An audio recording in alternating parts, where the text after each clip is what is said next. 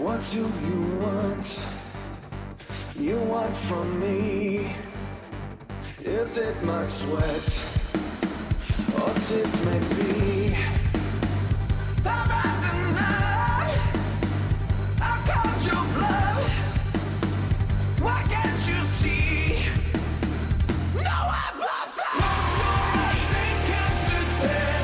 Everything will be fine in the end.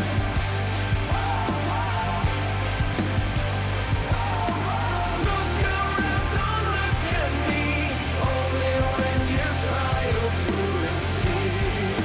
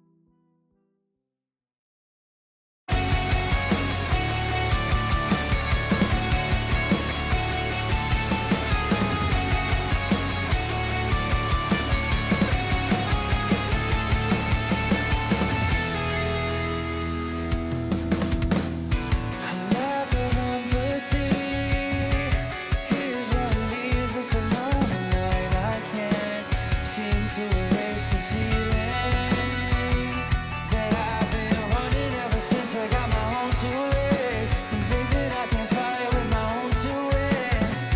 How can I get away? Now that I'm holding on to endless hell, I said I'm hoping that you free me from myself. So tell me what's another day's without demons when there's no way that we can defeat them. Now this is the last time, that's what it said the last time. Mind and body, soul and spirit, crush me lately. It's like they want me to feel it, because I cannot see what you can see so easily. But I feel it getting closer each and every day. I'll do this all alone.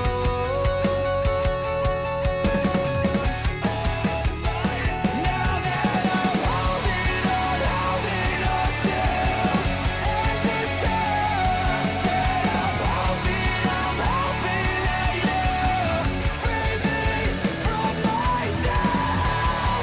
So tell me what's another day's without demons when there's no way that we can defeat them. Now this is the last time, that's what it said the last time.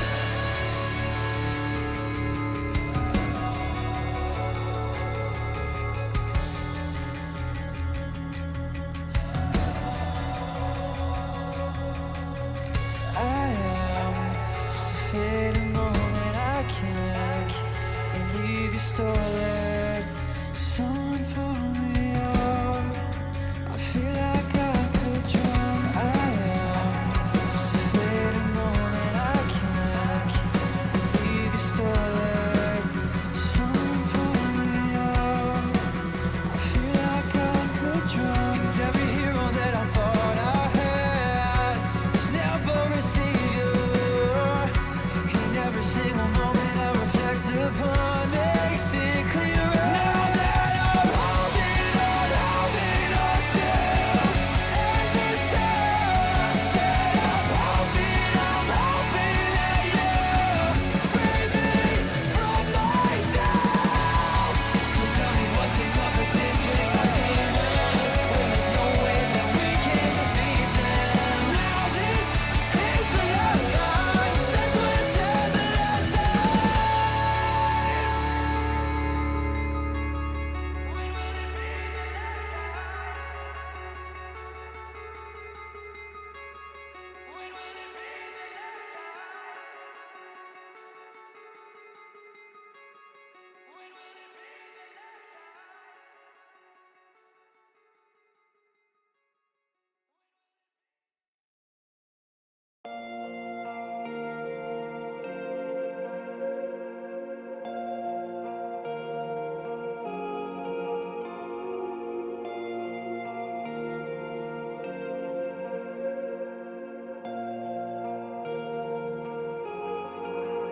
I suppose I ignored every warning, stepped unhealthily close to the edge. Oh, but I can't recall when I started to hate all the things that used to give me bliss.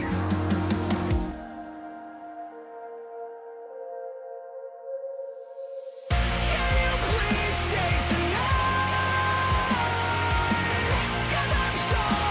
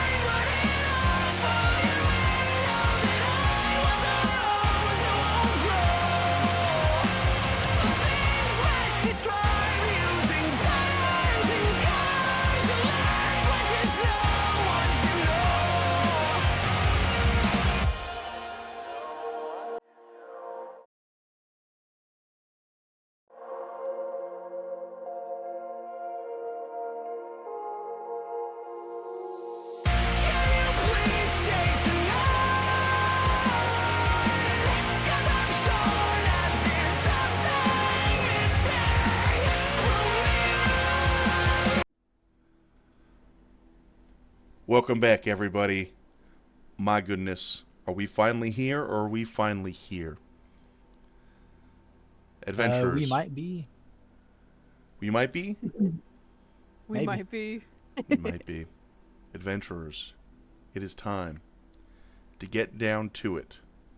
As last time on Tiny Quest of Perilous Proportions, you were entreated to a parley with Tommy, the god of this area, the lord and arbiter of Ackerlands.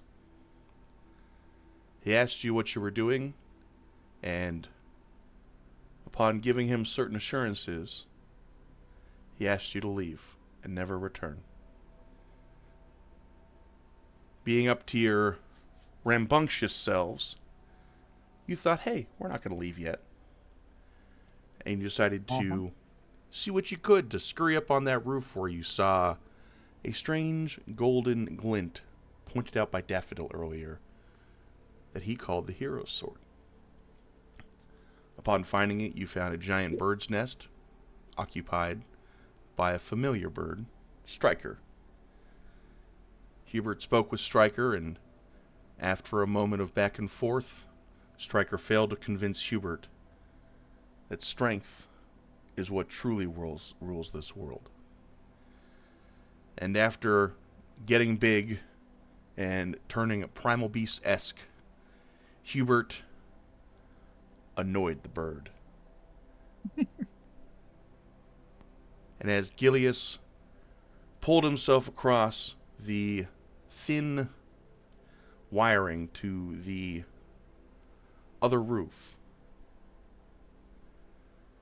you see as your friends turn around and this giant eagle goes up into the sky, almost a dot that you can barely see in the sun. You guys have Oh a moment dear. to get ready.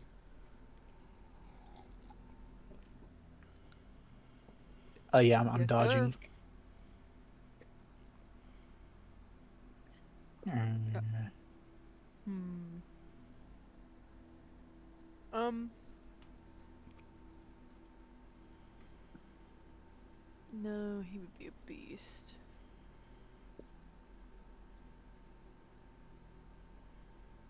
Why do I have to roll damage for emboldening bond? Oh, you Oh, know. Hubert's also gonna go. Don't worry, guys. This coward couldn't beat us even if he wanted to. Not when we were together.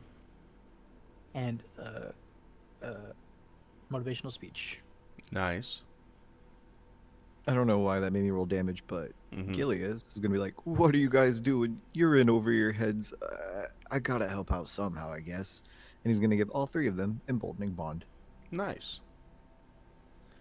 Oh, Edna, are you gonna be able to hide while on the roof still? Depends. I can sure try. Well, what do you say, boss? Do you think that would work? Do you think she could use her cloak as camouflage? This is an empty roof for the most part, except for these kind of like air duct areas. So I would say, if anything, there's very, very little cover on this roof. Hmm. Okay. Can I make a perception check to try to like spot him in the sky? Sure.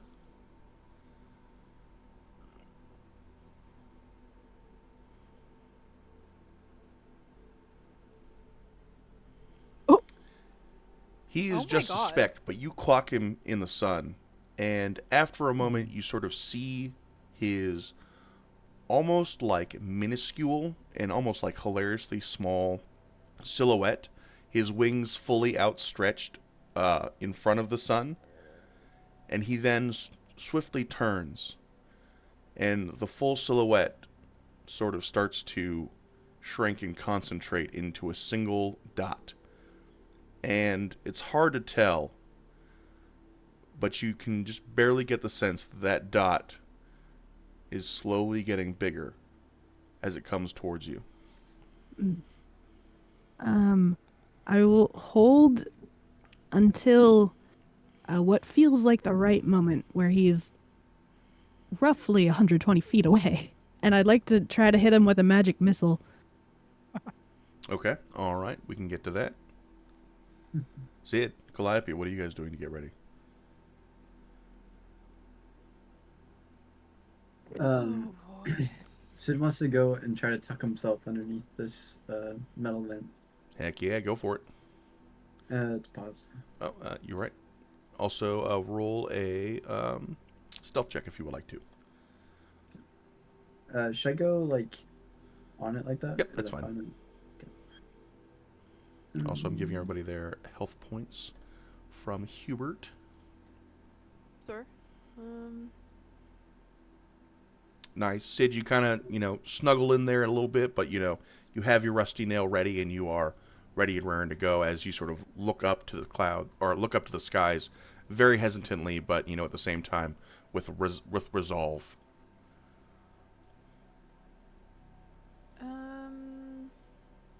Edna, if I gave you some cover that you wouldn't be able to see out of, would that be okay for you? I think I'd like to be able to see out of it.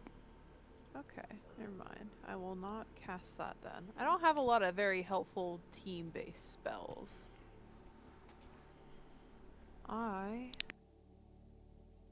But you do have a feather. I do have a feather. Yeah, you bet your ass I've got a feather. I've got a couple of them. Can I run can I actually run an insight to see who he's trying to go for first? Sure. Target, I mean, who he's trying to target first. Oh, that's not good. You can't really tell who he's trying to target because he's so far away, and you know that he doesn't necessarily just target one individual. He will target groups of people, even though he can, grab one of you with his claws. Gotcha. Alright, well, I think I will also try and kind of sit next to this vent to provide myself a little bit of cover-ish.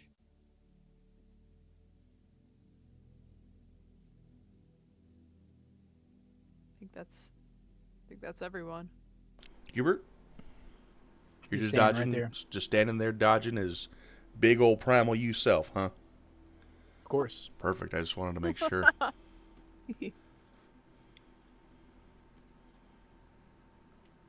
You all sort of brace for impact, and as the sort of shadow comes closer and closer and closer, it eventually slams down onto the top of this.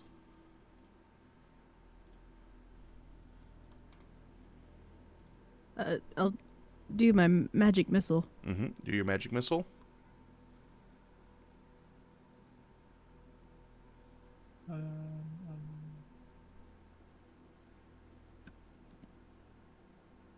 Do your D4 plus 1. Oof. Ooh. That's still 6. Oh, okay. The animation was fun. Yeah, I know, Yeah. right? It's what makes it better. Pew! And as you sort of shoot these magic missiles from your prototype, you will see as the air under Striker's wings sort of creates this giant burst of like storm and wind, and everybody is here is going to have to take some checks real quick. Mhm. Actually, never mind. It's not Okay. quite big enough, so we're just going to do you. Because you are the nemesis. Yes, sir.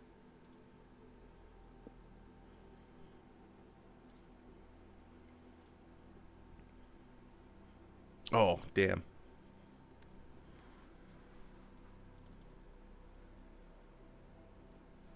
No. Oh. Okay.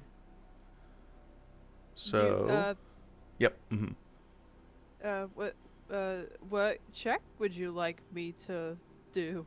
So it was supposed to automatically do it for you, but I don't think it did. So what I would like for you to do is to please do a dexterity saving throw. Oh. All right, you succeed.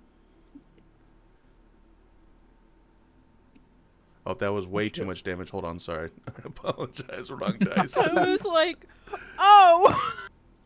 My bad. Sorry, guys. But this is what I'm here for. I'm here to kill you guys, so, you know. Like, okay, that's awesome. Well, that still did a lot. Oh, okay. Yeah. Yeah, 3 damage less than the first one. Oof. Okay, alright. This is fine.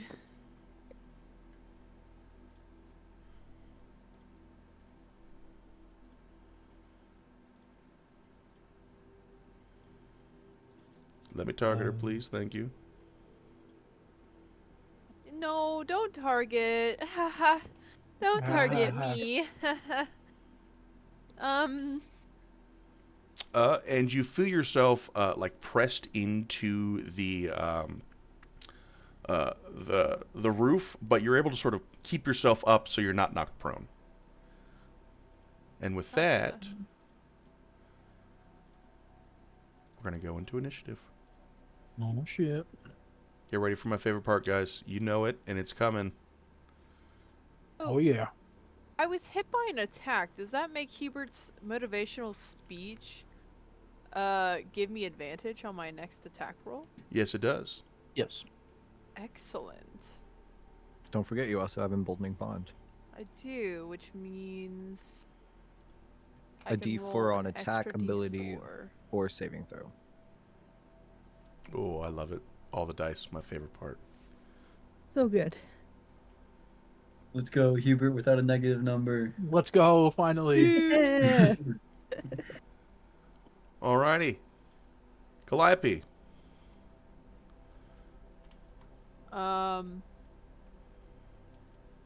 What I'm gonna do is I'm gonna cast Zephyr Strike. Gonna apply active effects, please.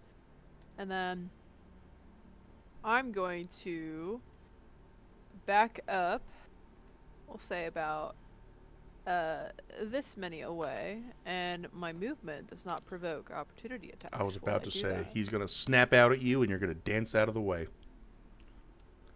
Hell yeah. And I'm gonna target that guy.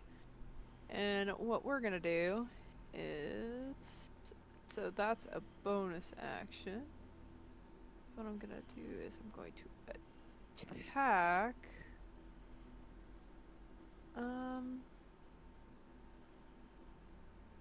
You know what, we'll save that for later. Attack with my Titan Breaker. And I get advantage on that first one. You got him. I'm gonna hit him real good. Zephyr Strike damage bonus. Toss that on there, and then I also have my Fury of the Small. And then, let's see. What's my proficiency bonus with my bow? What is that? I believe it's 3. Yeah, so Blood I proficiency get, is 3, yes. so +3 to that. Perfect. And then also with my Zephyr Strike, can I give myself my Zephyr Strike advantage on the second one? Is that allowed? On my second attack? It gives advantage on one weapon attack roll on your turn. It would be 1 weapon attack roll, so. But Gotcha. if this was, so like you attack and then you automatically make the attack action again. Yeah. You know, if it was worded that way, then maybe I would see that. But if this is just a second attack, then no. I also need to add my, wait, it already added my D8 for Zephyr Strike. Never mind. Yes, it did. I'm going to attack again with my Titan Breaker. Oh. I'm going to attack again with my Titan Breaker. I have a question on her first damage one. Mm-hmm. So it says that with her bow she does 2d8 to larger targets. It only rolled 1d8. Oh, actually, wait, never mind. I'm blind. It rolled 1d8 at the end. Why did it do it that way? I think that was because of the Zephyr Strike. So maybe there's another D8 that was supposed to be in there. Yeah, because it should be 2d8 for the larger target, 1d8 for the Zephyr Strike. So And it did 3d8 it total. yeah, it did ask me to add the Zephyr Strike total, so it might not have just done my Okay, so roll another d8 then, extra. if you need another d8. Yes, sir. Alrighty. Do that. And then I will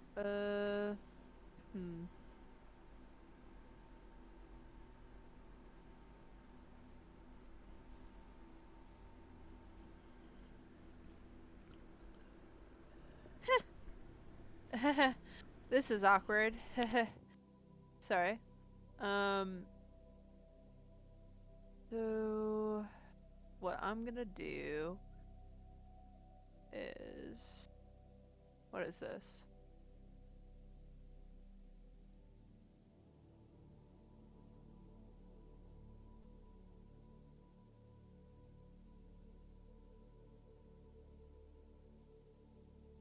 So I must roll the attack before the damage. So what I'm going to do is I'm gonna open this up so I could look at my things. 1d20 plus 7. And I'm gonna roll that. Got him. And then so because I upgraded my Titan Breaker, that's 2d8 plus 5. Correct. 1, 2, 3, 4, 5. That is my damage. And I'm gonna hit him real good.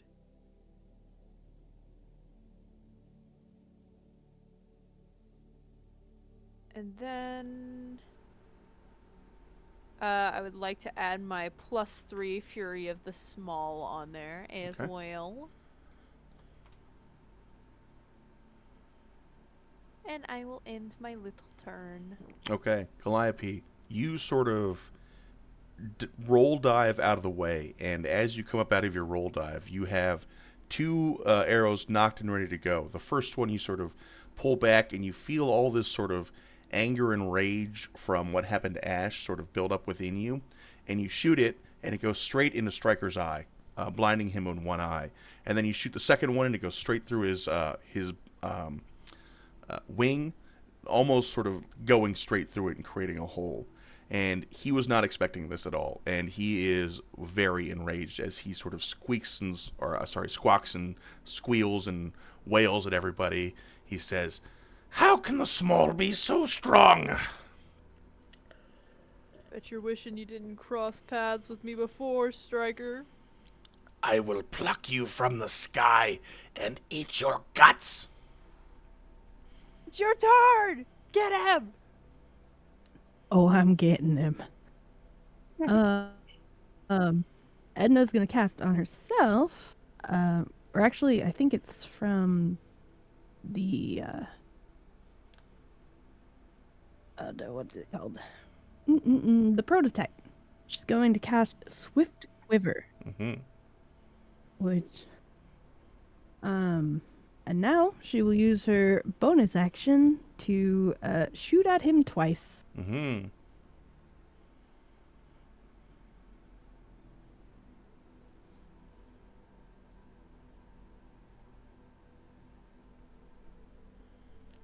That will not hit, I don't believe. Okay. All right, and then one more time.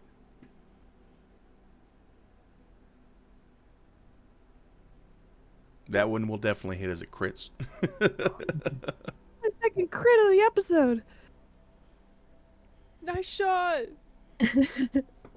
Oh, I didn't roll damage.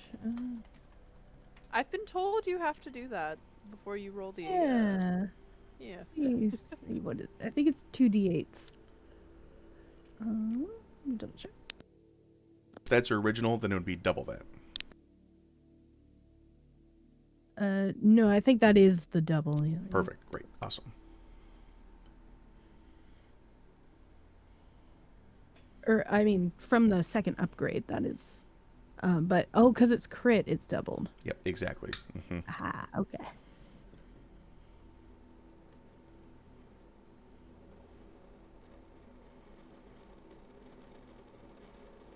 Okay. And then +2. Okay. Do, do, do.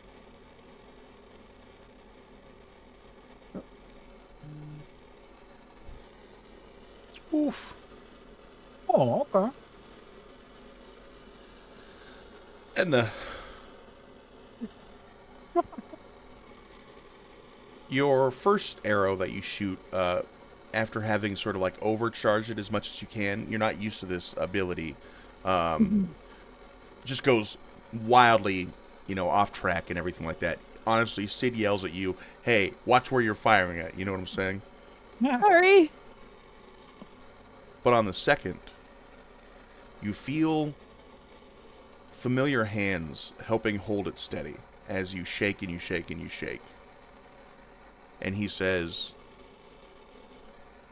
"Right for the eyes." And you get him right through the fucking eyes. Holy shit. Ooh. Whoa. And this entire battle that I've been hyping up, Oh, oops. I think I did something. Yep.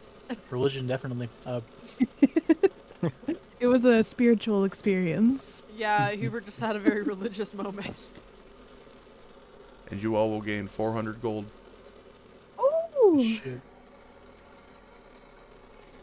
He was just kind of dumbfounded. He's like, holy crap, guys! Yeah, that Stop! I hover over the fucking attributes and right click rolls it. I'm so sorry. yeah, Yes. that bird talked a lot about how strong he was. I guess we're stronger then. To be honest, I didn't want to actually kill him, but Oh, it's good that he's not terrorizing any more people. that's Yeah. well, good shooting, Edna. Uh, She's gonna Good give her shooting a fist yourself. Yeah, fist up returned. Well, bump. Go get your sword, Hubert. Not mine, but okay. You're the keeper of stories. That sword's got a lot of stories. What's it look like sitting in this nest over here? It looks like a sword that had been left hurriedly as it sort of sticks out haphazardly out of the sticks and straw. He'll he'll take it. Give it a look down. As you put your hand around the hilt of this sword, you start to hear whispers in your mind. They continuously talk over each other, one after the other, and it's very, very hard to make sort of sense of them. But if you could please make me a wisdom saving throw. You have an advantage on.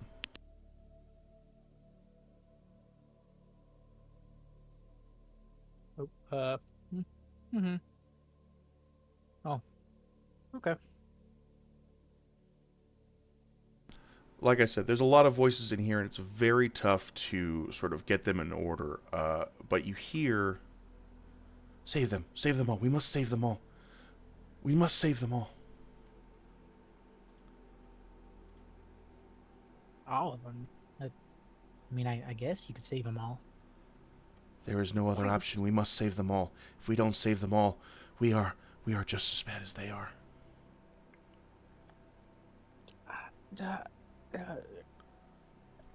I mean, this is, jeez. And you pull out this golden sword. It's almost too small for you, so for you it's like very much like a short sword, almost a long knife. But it's gold, and it seems to glow a little bit. He'll drop down, holding and looking at it, and be like, "There's so many people talking. God,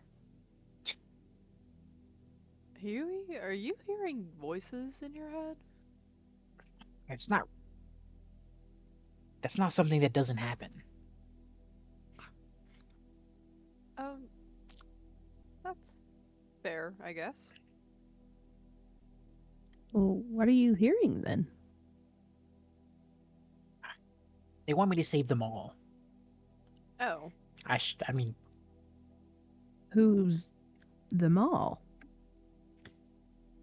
like everyone. Oh. If this is a hero's sword, then I guess wanting to save everyone is, or not even wanting, saving everyone is what heroes do. Who? Sid will walk up and put his hand on Hubert's shoulder and be like, "Well, kid, how about you save me? I think I need to get home."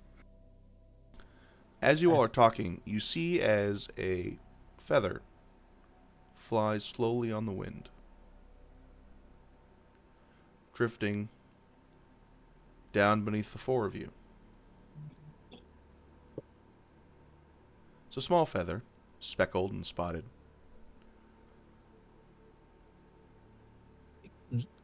Can Huber grab it and tell what kind of bird it comes from? It's a sparrow. Mm-hmm. interesting. Interesting you say that.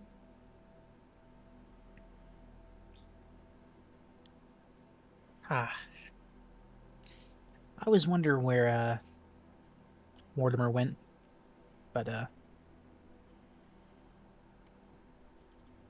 he probably wasn't going to tell me about him anyways. What am I thinking? Stupid, stupid falcon, hawk, whatever this guy was. One voice in your mind speaks plainly. Be stronger.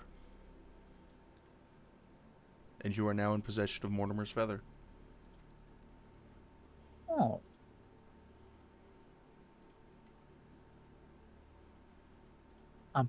So guys, I know I led us on a chase up here, but I gotta go talk to Daffodil before we go. Well, that's alright. I was gonna go see if Wraith is gonna be alright here. He's still sitting down there having a picnic, right? Guess we can go look.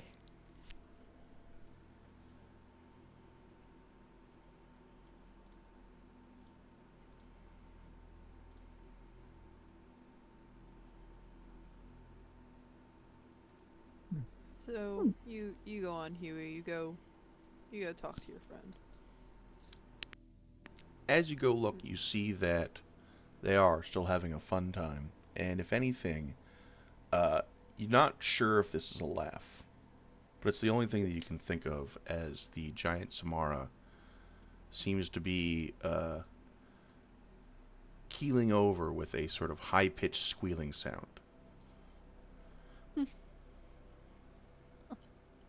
She's kind of cute when she's not running at you full speed. Ah, yeah, I like her like this. Not trying to grab me. Maybe Wraith being free will be better for her.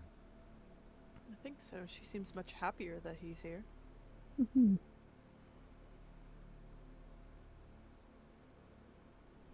Well, I guess we'll need to find a way off this rooftop.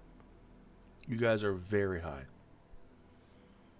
Calliope's just gonna fly up and look back at them and be like, "Oh yeah, Right. yeah, I'll meet you down there."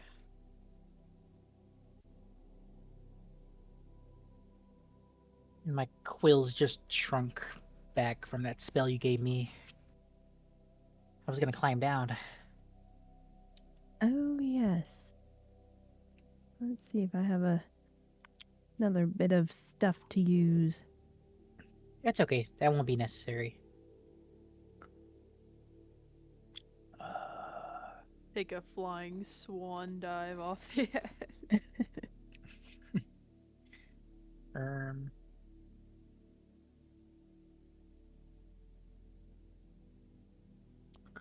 um,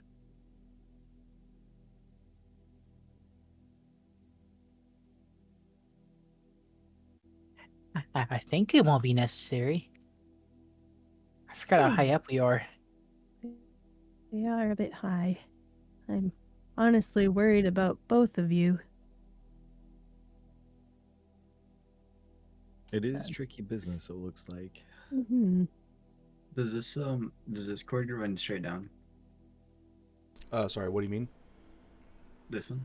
This power cord over here? Does it go straight down the side of the building? No, that goes across to, and then inside of the building, sorry. Into the building.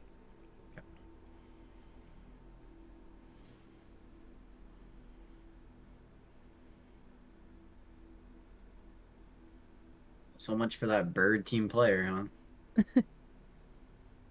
Can't even go across the line to hold it tight for us or anything. That's fine. We'll figure it out. Sid will try to just walk across the line. Okay, please make an acrobatics check for me. It's never the one I'm good at.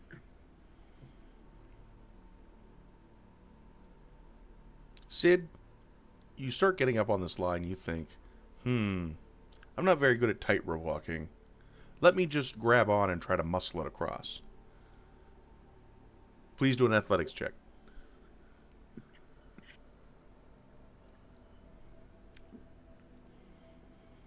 Let's go, even. It's tough and it takes all of your strength, but eventually, using all fours and like climbing like a sloth underneath, you get to the other side. Sid will stand up, wipe himself off, turn around back to the group, be like, see? Easy. That was not elegant or suave or slick at all. Everybody I else. think you almost fell. Yeah. Well, he at least got across. Yeah, I'm not sure I'm gonna do much better. At least he did You want me to throw you, Gilius? it. I think I'd rather just try myself. Okay. I don't think you could throw me. Are you sure? Yes.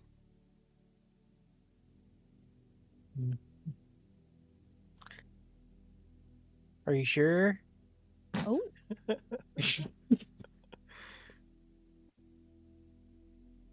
Is he actually big enough to pick up Gilius and just throw him? Yeah, I mean it's still good. It's still going to take a check, but he can at least do that now.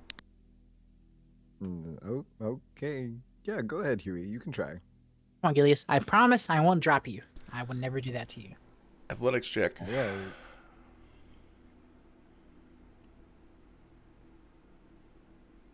Easy, easy, easy. Yep. It's like Gilius, underhand scoop through. I was going to say, you don't know how this works. It just does. Whoa. Oh.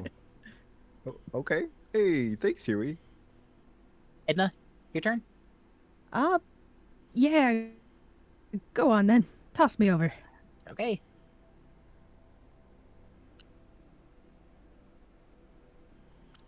It's not quite as successful as the last time is, and Edna, the landing's a little hard, but you're able to get across. Sorry. Thank you. Well, I made it in one piece. That's all that matters. But how are we gonna get you across? I can I can always try to walk over it like Sid or climb Here, on it. maybe Would we can would hold the cord tight for you. would climbing down be strength maybe? If you was to try to climb down like said like a rope ish. Yeah, a rope would be easier than just straight down the side of a wall, yeah.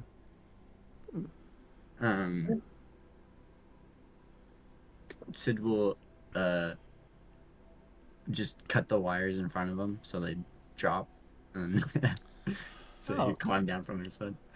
Okay, please make a dexterity saving throw for me. because these are live electric wires. That's fine. That's not fine. Ooh. It's not fine. No. Bye, Sid. Everybody say no. bye, Sid. No, it's Oh. fine. Sid, Oh. your hair stands on end. You guys smell something burning? What? Oh, yep. You're a little fried there, Sid. Thanks for the way down, though. And he'll climb down the live wires. Okay, please make athletics or acrobatics check, however you would like to try to get down. Oh. Easy peasy. If anything, you just jump down. Fuck it. Yeah, I was kidding. I didn't need the rope. Hold on, Edna. Oh, thank you. Mhm. Well. As you guys make your way down the Didn't we ladder, a leave- giant's behind you. Oh, shoot. Everyone run. Run. But Oh, also, Mikey. didn't we leave an unconscious rabbit somewhere? Yes, I did. Yeah. Gilius like kicks her. He's like, oh yeah, right here. Just like Uh, tripping over her, like, oh, I found her. Hi, Huey.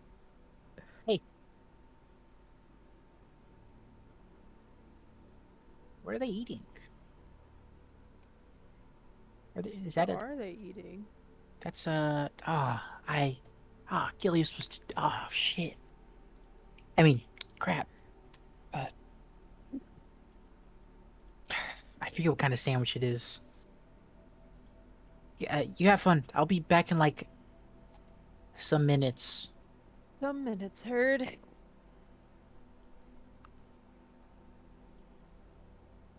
Where'd you guys go? Calliope's Oh, okay. gonna. So- Hi. Sorry, I was trying to Hi. find you guys. You and Huey moved.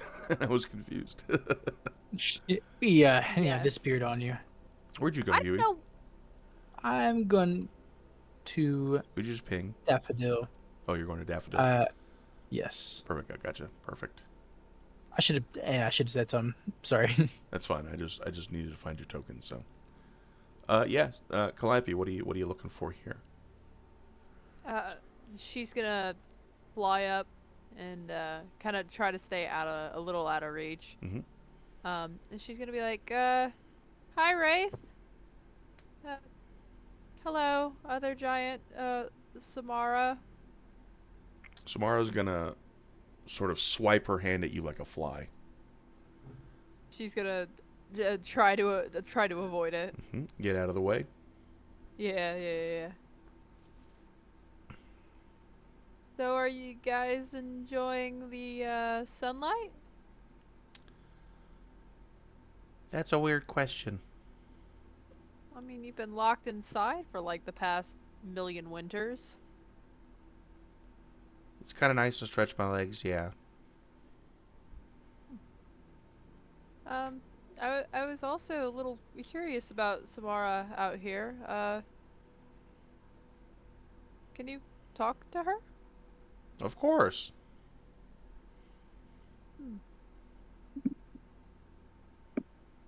So, why is she still out here? Tommy won't let her go inside. So why hasn't she just left? This is our home.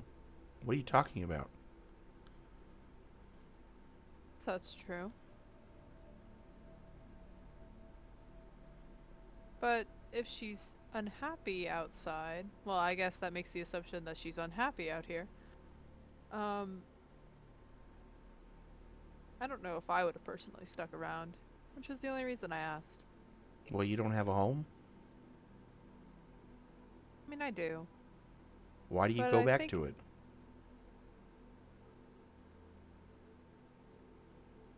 Guess it's You'll just see a- as Samara grabs some dolls that are actually on the picnic blanket and holds them close to her. Oh. Are those your dolls? She doesn't speak or acknowledge you. Hmm. Well, I'm glad that she has a friend with her now, at least.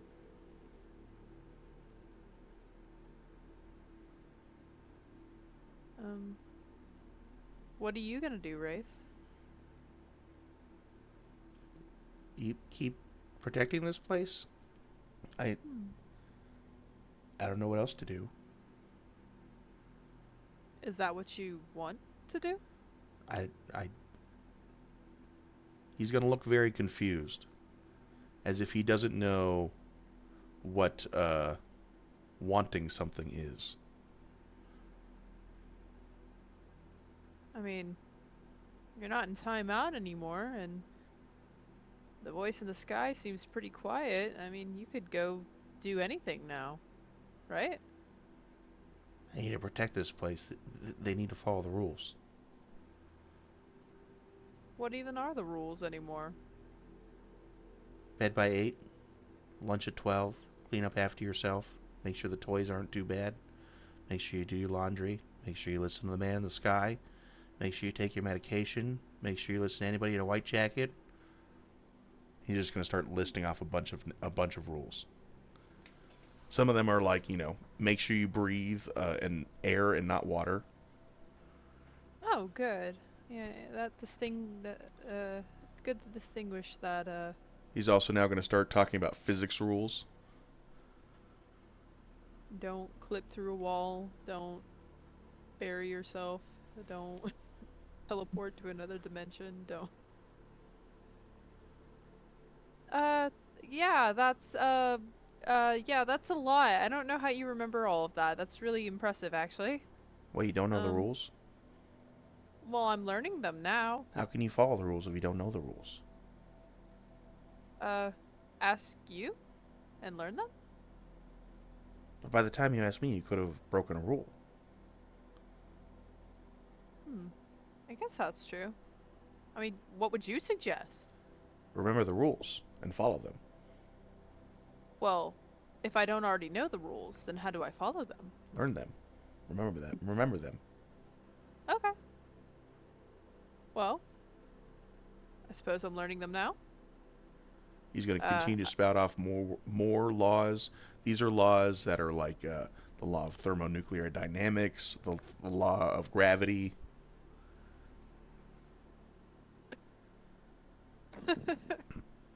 Calliopes gonna listen Okay. dutifully. He's just going to continue to talk. As Hubert, you make your way into the maze. Yes, sir. He'll walk over to these royal flies, and he'll see the spider, and he'll be like, "Take care of him, please." They're going to swarm the spider. Thank you. He'll, can he cut across? No. No. Okay. I'll continue down this path, I guess. You're going to get an attack of opportunity. Okay. I get an attack of opportunity? Nope. Or he does? Or on you. On me, okay. There we go. I don't think I got you, though.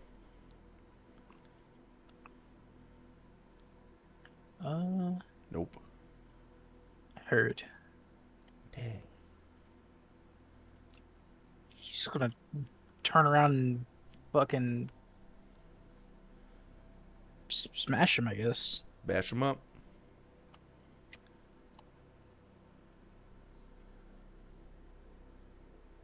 Got him. Damage. Trace. Smashed into the floor. Freaking spiders. Jeez.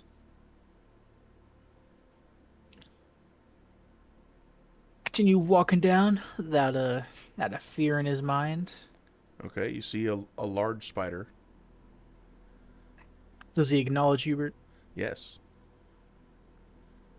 Okay. Well then he'll just run at him and You'll smack get this an guy attack too. of opportunity again. Oh, this guy. Fucking sneaky ass spiders. I'm not gonna lie, they've been set up all over the map. You guys just have been avoiding them really well. Got them. Huh. Yep. Did not get him very well. Oh. Unfortunate. Okay. Now what are you doing? Now I'll beat up the spiders that just fucking snuck up on me. Oh, okay.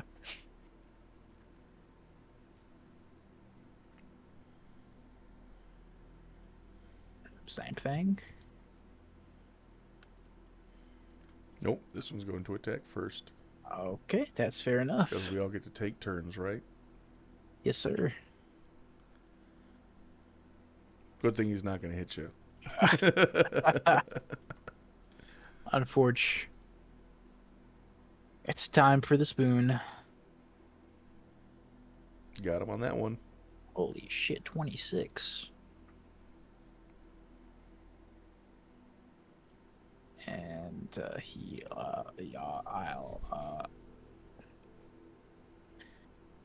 I'll, where? No, not that.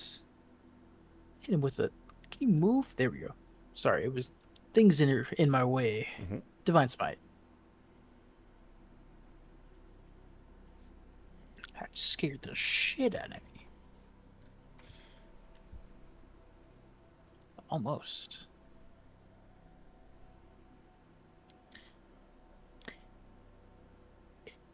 Your turn, buddy. Okay.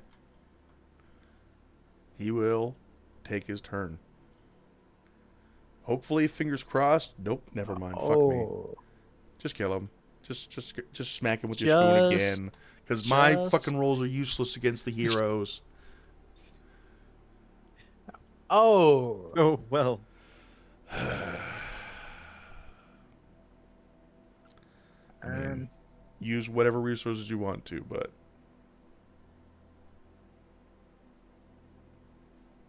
Let's try that again. Oof. Oh. But I think you still get a +8, don't you? I think so. But it didn't pop up for damage, so I don't think I got him. Oh no, because he is a little bit higher. Yes, perfect. I get another chance. Hubert just disappears because a fucking spider killed him in the maze. I mean, you're the one who decided to go in an unfamiliar way into the maze. True. He's on a Got you hero a high. 4.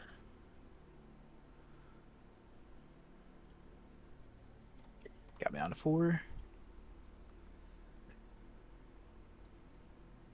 He'll kind of like sneakily put away his spoon and slash at him with the hero sword. A little try. Oh, well, what do you know? As you try to slash out, you are distracted as all these sort of voices in your head say, "Save him! Save him! Save him! Save him!" He's like, shut up! I'm trying to concentrate. Stupid spider. All right.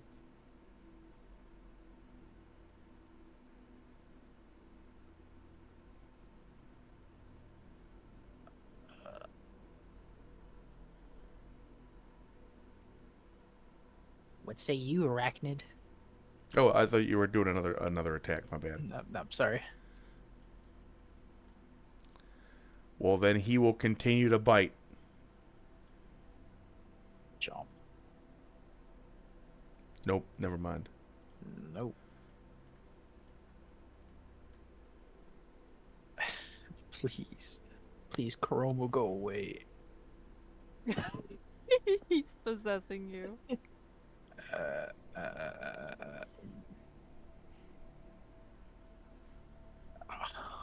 Please.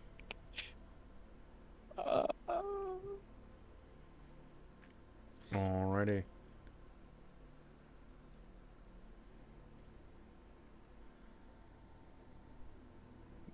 Nope, never mind. It'd be really awkward to watch in real time. Yeah, I know, right? Just two giant like warriors going at each other, continuously missing. But but like not in a way that's like epic or fun, but just they keep missing each other. Hugh. Oh my god. Wasn't that an 18? Yeah, Yeah, finally, kill him. finally. What's the? Sorry, it didn't give me a prompt for It's damage. okay. It's that. Okay.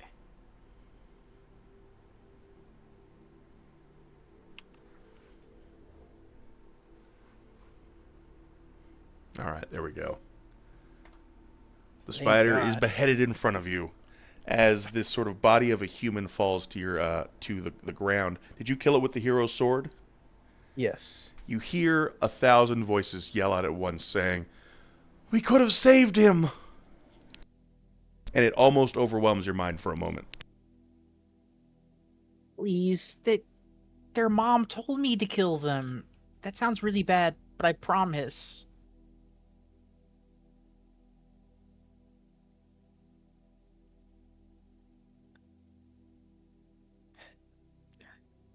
Hi, Daffodil. Oh, I see you have the sword. Yeah, I wanted to go talk to Stryker to see if he could tell me about Mortimer, but he got really angry, and I have some really strong and nice friends, so they took him down. It's a shame. Truly is a I, shame. I promise I didn't want to kill him. I just wanted him to tell me a story. But your friends did. Yeah, but I mean, I kind of like made him mad because I like intimidated him, and Well, why'd you I do don't know, that?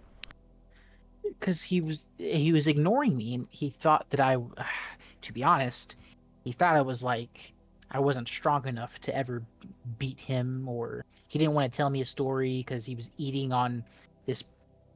I forget what kind of animal, but I But mean, I know you're strong enough. You didn't beat me up. you got a point. I guess it really doesn't matter what he thinks.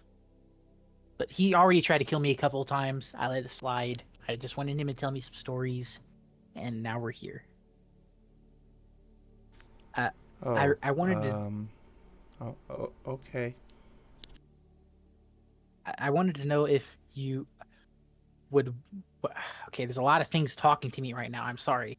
Uh, I wanted to know if you wanted the hero sword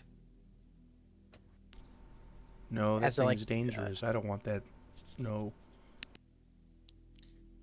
but it's like a memento of your friend. I already have a memento of my friend, and you will see the headstone and the field of flowers that are around him. Fair enough. Since, since all these people, shut up. Since all these people are talking, does that mean that I'm like a hero? I don't know. Are they listening to you? They, they just keep telling me to save everyone, even the guys like the really bad guys that just want to kill me. They don't even like think twice.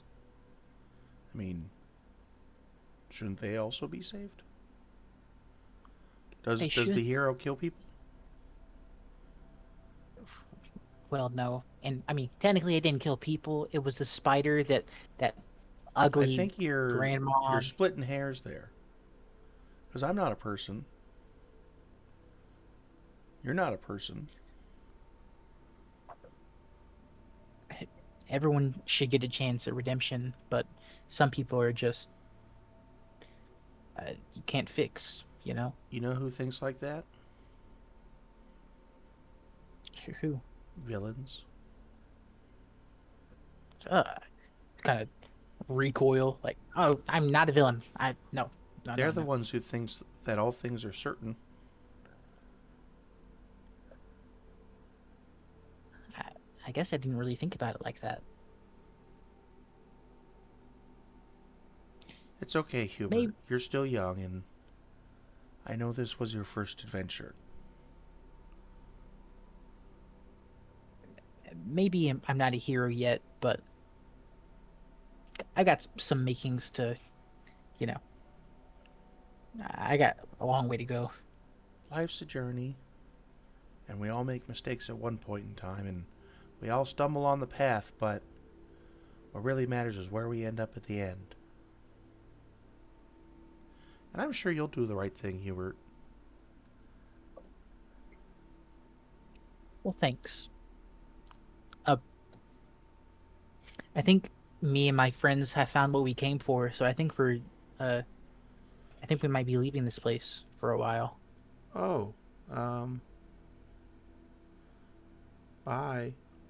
I, I, I if there was any chance that you could come with us, would you take that chance? Uh, as a dandelion can, it kind of like looks towards its roots and says, I, I, I don't think I can. I mean, I saw on one of my friends' postcards they have like flowers in these pots that they like move around and put wherever they want. Maybe we can like get you like a like a pot or something. Well, some water and some dirt so that you can. But I'm sure you Tell me probably a don't want story, to Hubert. tell you a story. Yeah, about a walking flower. Uh, well, well, well, kind of think for a second. He's like, I don't think I've heard one of those yet. Well, that's not very creative. Don't you know a lot of stories? Oh, I got you. I did remember the one about the running rose. I think is what it was called. It's been okay. So the running rose was being like very. He was being agitated by these little like rabbits and all these other different little insects that wanted to eat him. But all he could do was run, and eventually he couldn't run anymore. But once the rabbits and the insects got to them, they couldn't eat him because of all of his thorns.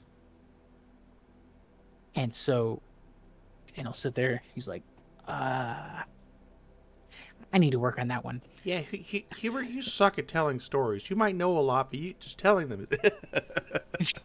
Well, yeah, I kind of, it's in my book somewhere at home.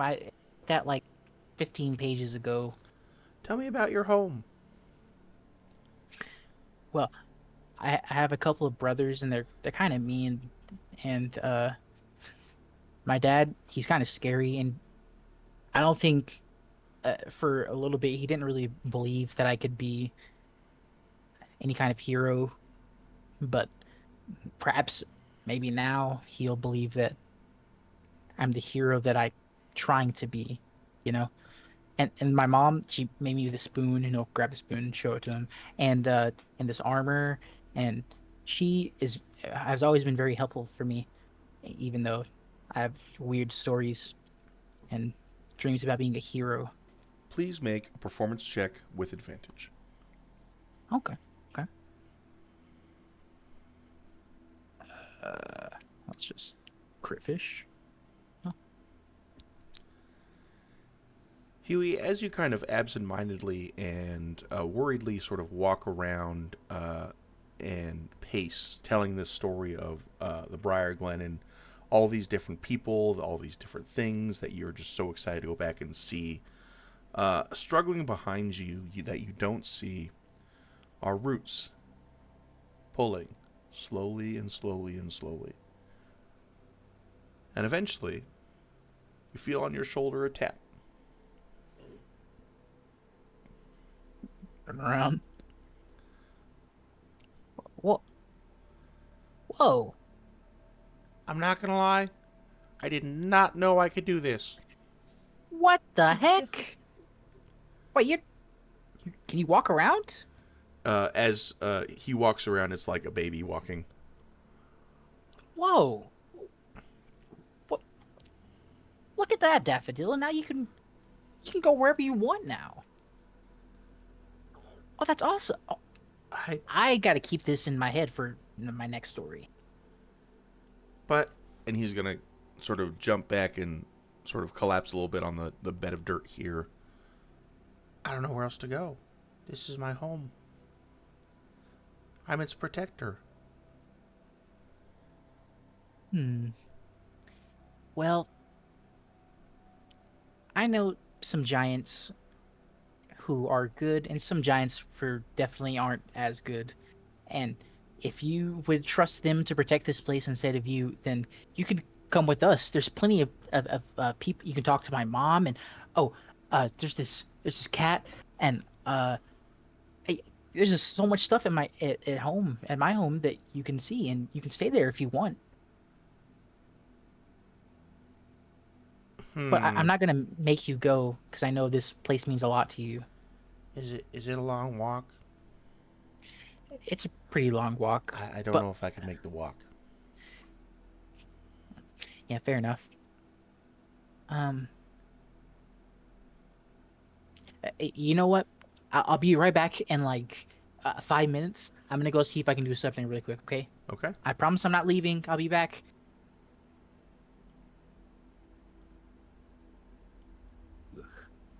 Oh, I'm gonna go talk to. I'm going to my friend over here. If you want to follow me. You notice as Daffodil does not really want to go far past the the maze, the hedge maze. As he's walking away, he'll like turn around, put his thumbs up, like it's okay, and I'll keep on going. You see as Calliope is chatting with Wraith as Wraith is just listing off laws. He's at this point he's gotten to the Magna Carta. Oh Jesus! Hey, Calliope. Uh, Hi, Huey. Um, oh Oh, wow. hold on. You look a little. Here. Let me take care of that. Uh, uh, uh, uh, I'll just I'll just use all my lay on hands on Calliope. 15. Alrighty. Okay. So you're not gonna believe this, Calliope. My friend Daffodil. You guys might be thought I was crazy, but he was literally walking around for a second back there. He's Oh, like he's his little roots. He's like okay. he. I told him that we might be leaving soon, and he got really sad. So I was wondering. I saw this in a postcard, for Uh-huh. like Minnesota or something from Gilius. They had these pot things, and they Um, put dirt and water in it, I and they can't put hear the anybody. You're coming back, don't worry. deer. Hello. I hear you. You're good. Hello? Hello. Sorry. Um, so I heard in postcards I saw that.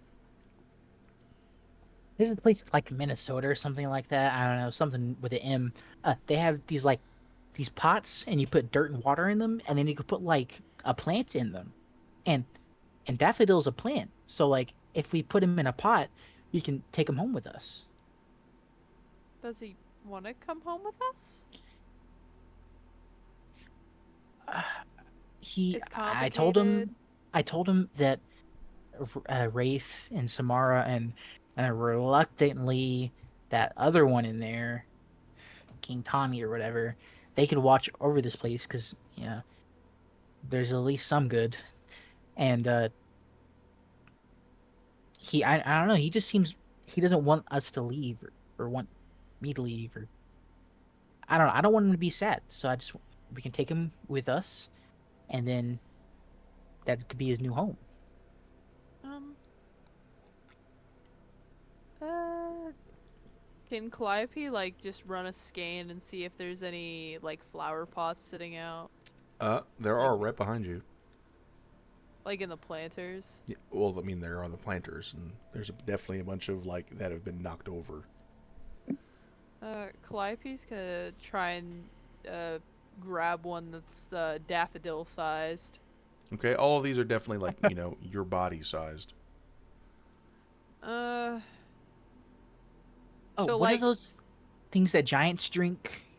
Uh, or not drink? They like put the it's like a little cup. Uh, yeah, cups, I think. Yeah, yeah, like I forget what it's called. It's got like a handle. a flower pot or not a flower pot, not what are they called? A watering can? Like a a mug. A mug. We put in a mug. Oh my god. So Huey, I am quite a small little bird, and I'm not small. that is true. I mean, you could I mean, always I'm pick. small, but Well, not right now. yeah. But you could always pick up one of these flower pots. Hell, we could just carry them the whole way. Well, yeah, but don't they need like dirt and water and stuff? Oh, there'll be dirt on the way. That is a I Like point. think. side-eye. The Earth is made of Earth. I mean, and now that we have Striker out of the skies, it's not gonna be as perilous, probably. Come on, let me. I want to see if I can chat with this daffodil person. Do you Oh, think that? I don't think you'll be able to hear him, but I can tell you what he's saying if you want me to. I mean, that's true. Um.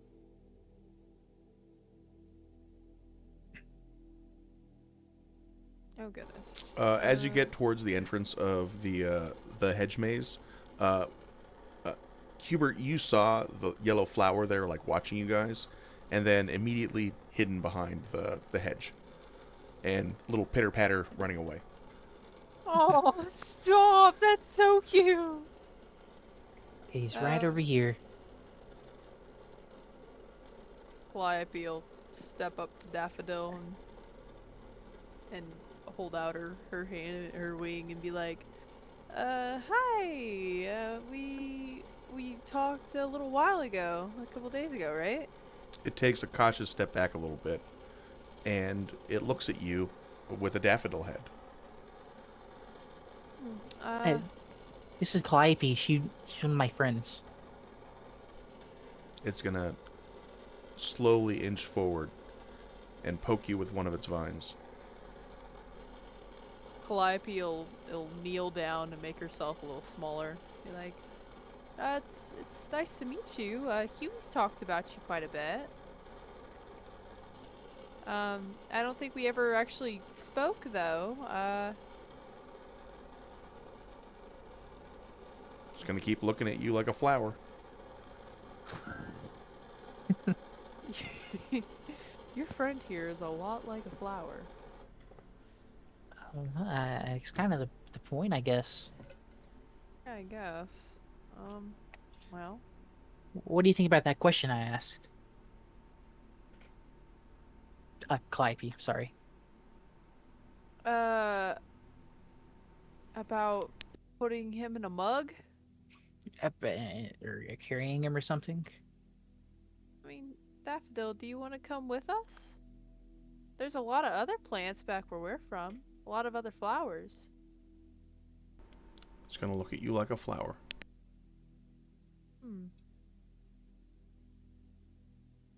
I mean, there's like a bunch of other daffodil flowers that are less Yep. animate. Yep. Okay. I mean, you can't take him away from his little flower family. Like when you're at the shelter and your mom's like, oh, you can't take him away from his brothers and sisters. Okay, Daffodil. So we are definitely like 100% willing to take you if you want to go. This is all up to you. This is a very important place, and I totally understand.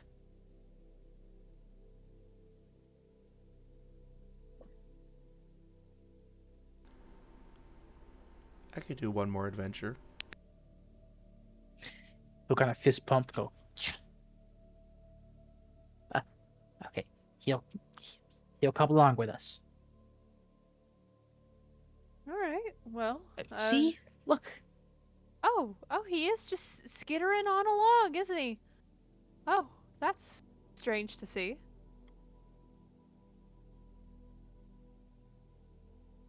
Yeah, there is a lot of He stops space at out the edge of the here. hedge maze. Full stop. Oh. Calliope's gonna fly up and across and be like, "Come on. First step's always the toughest, right?"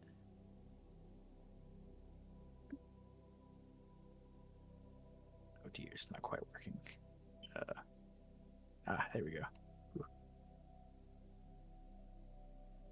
Here, why don't you hold his What? petal or leaf or something? Hubert will just pick him up as he gets like halfway across.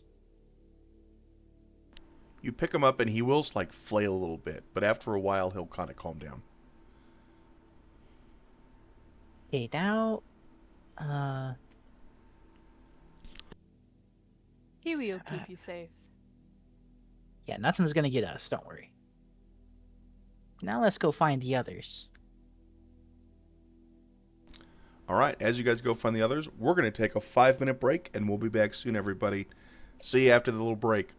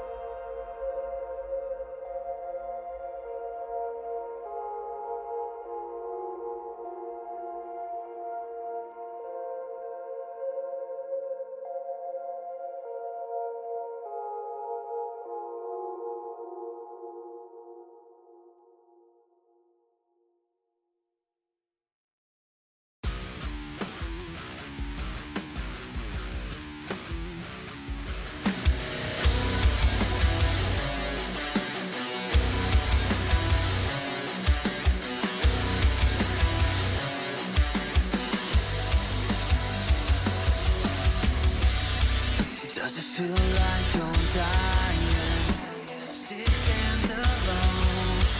Do you think eating your prayers when you never spoke before? I can taste your fear, it's burning on my lips. You're the poison in my vein, the addiction I can't fix. Dry your eyes and save your lights. Not this time. Your skin so cold, too close to hold, running tired from the fight. I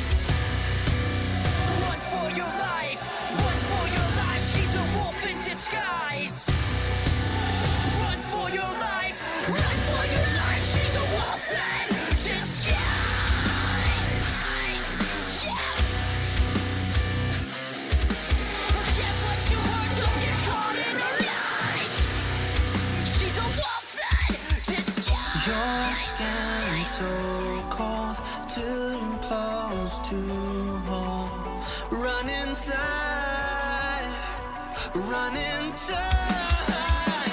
Your skin so cold, too close to home. Running tired from the fire. Running tired. And you embrace yourself. Took your place inside the fire. Running tired from the fire. And you ran from your life. Open your eyes, open your eyes. She's a wolf in disguise.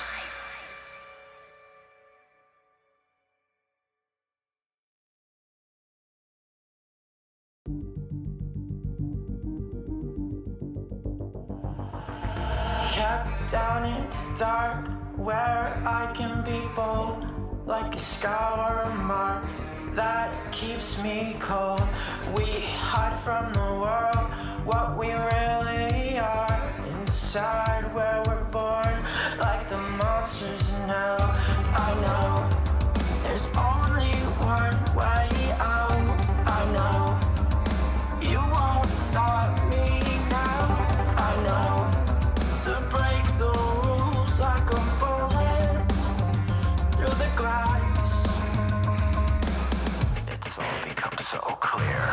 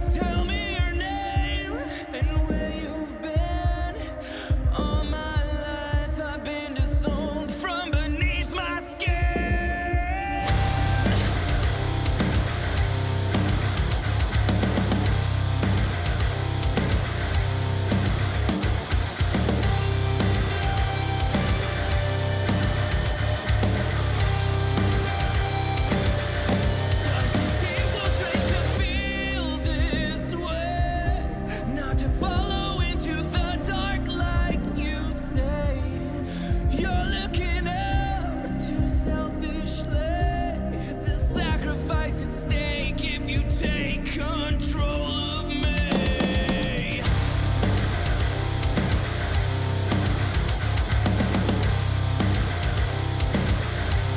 You want me to become my shadow, drown myself in a share of my sorrow, sing from the poison, it's time to sink or swim. What the hell do I win if I were to give in? How do I not let go? Let it all take control. How do I run and hide when my demons are inside? They say I'm never gonna learn. I'm at the point of no return. You want me to become my shadow, drown myself in a share of my sorrow, sing from the poison, it's time to sink or swim. What the hell do I win if I were to give in?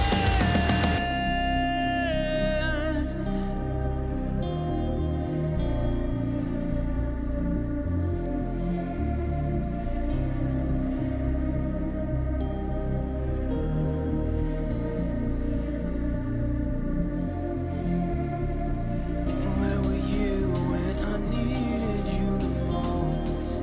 Saying you cared about me, knowing I wouldn't get too close. I'm not gonna fall for anything you've got when you stand for everything I'm not.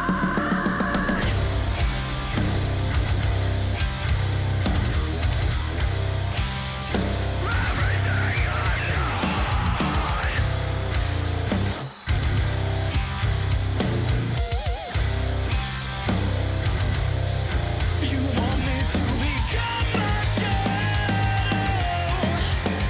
drown myself in a share of my sorrow, sing from the poison, it's time to sink or swim.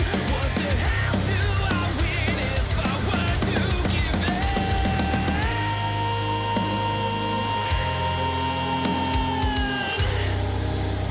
If I were to give in.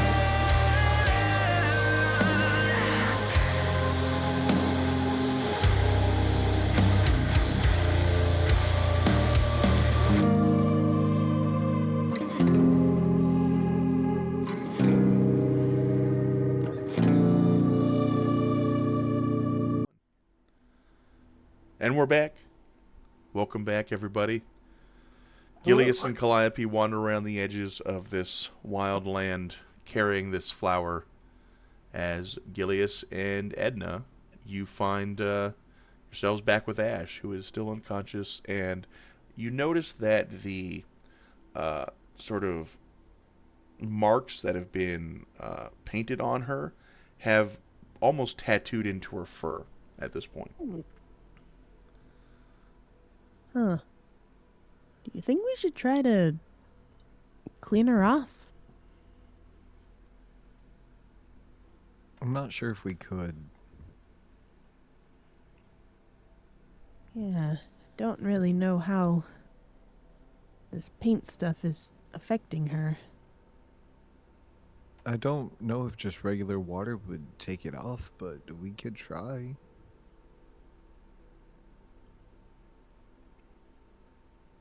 What do you think? Guess it's worth a shot.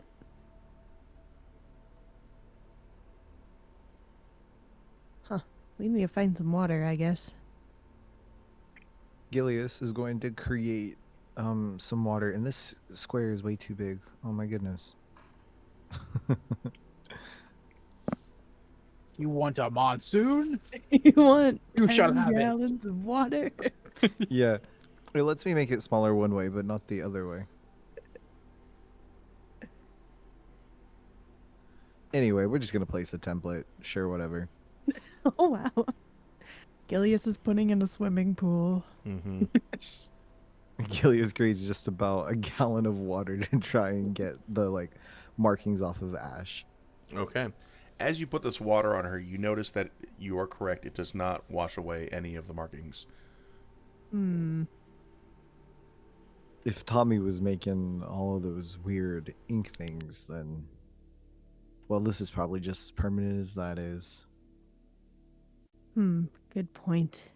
Edna, do Oh. you anything to examine? Do anything to examine besides like wash her with water? Uh, yeah, I'll try to like scrub it a little bit, look a little closer at it, see if it's like seeping into her skin under the fur. It seems to be like dyeing the fur. Okay. But it's like on the fur, like. It's on the fur, Oh. not on the skin itself. Ah, okay.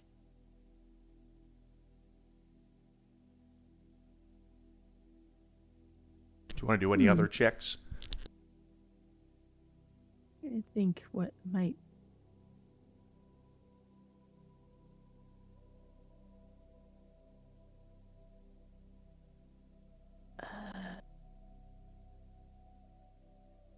Yeah, would I guess, investigation check reveal more of what's going on?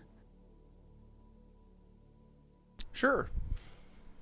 And Gilius, if you would like to make any checks too, I didn't mean to restrict this just to Edna.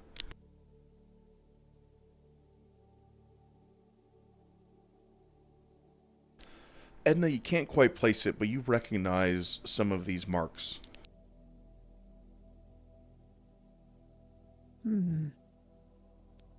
These marks seem important, like the way they're shaped.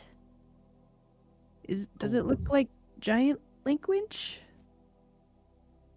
It does not look like giant language. From what you remember, you have like a poster of this in your laboratory. Huh. And the markings seem to be exactly mirroring that, but you can't like remember what that is. Because it's not yours, it was Nicholas's. Right. Can I try an arcana check to try to like remember my science Sure, that would be a history check. or history check?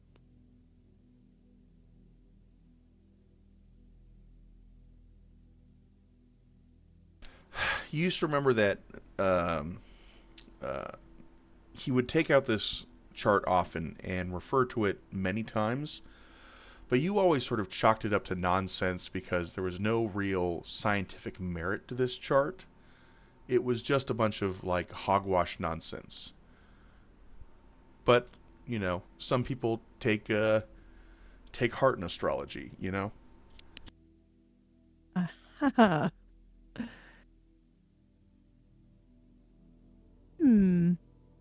Seems to be one of those symbols that relate to the stars, I think. I'm not super familiar with how it all works. Is it dangerous? Not even sure if it does anything at all. You remember it? Nicholas just kept saying something about the flows of energy through the body.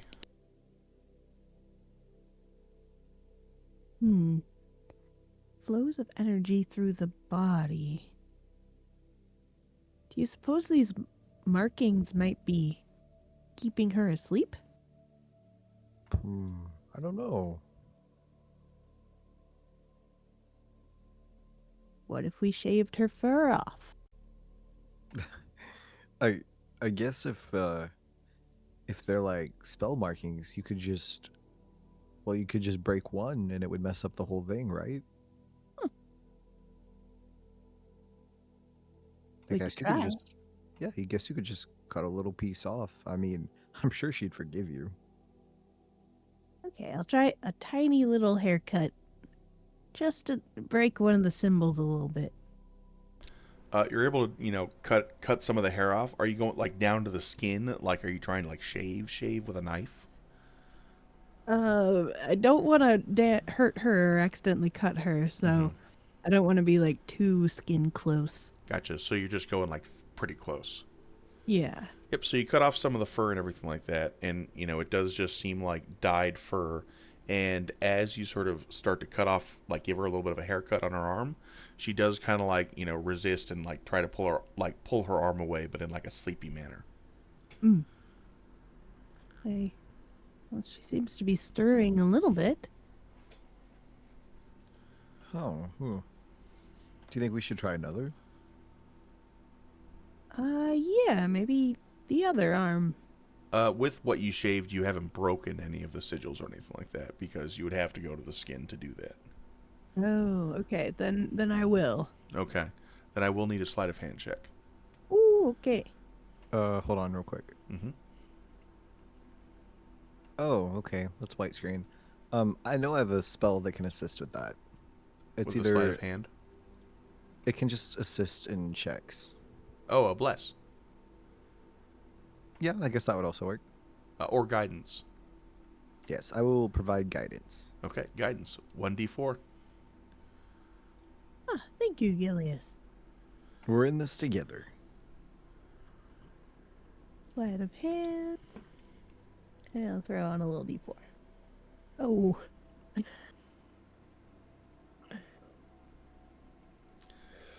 Edna, you're not very good at this. Oh. You weren't really the anatomical person or anything like that. You were more of the let's go steal stuff, and let's put together potions that make us high or make us invisible or whatever. That kind of stuff. Or let's make a gun out of this prototype, right? But as you sort of get down to the skin and as you break this sigil, you again see that she, annoyingly, or like more annoyed now, pulls her arm away, but she's still in slumber. Hmm. But you did notice something, and please roll a medicine check. Ooh. Medicine. Where are you? There you are. And I believe you would also get guidance for this because guidance is overtime. Oh. Oh. She was cold to the touch. Hmm. She seems pretty cold still.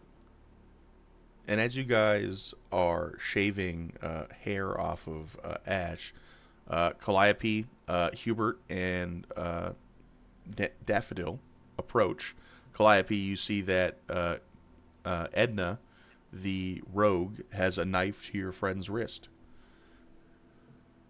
Oh, so what are we doing here, guys? Oh, we're just shaving Ash. Like, all the way?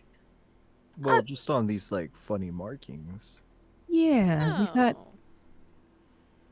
our thinking is that these funny markings from Tommy are what's keeping her asleep. Uh, so, Calliope's gonna, like, walk over to Ash and kind of, like, kneel down and, like, shake her real hard and be like, "Hey, Ash! Hey!" Like she's sleeping, she pushes you off of her. Five more minutes.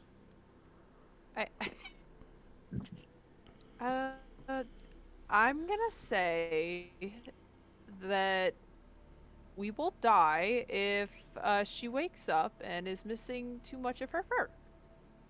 Okay, but for the record, before she wasn't doing that, so we're making progress. Mm-hmm. Calliope's gonna side-eye both of them. You should tell her But- about Striker. But we can stop for now. Uh, that would be pretty funny. So, what do we do now, guys? Well, maybe the journey's over. Yeah, I guess we drag her home. Also, is that Daffodil with you?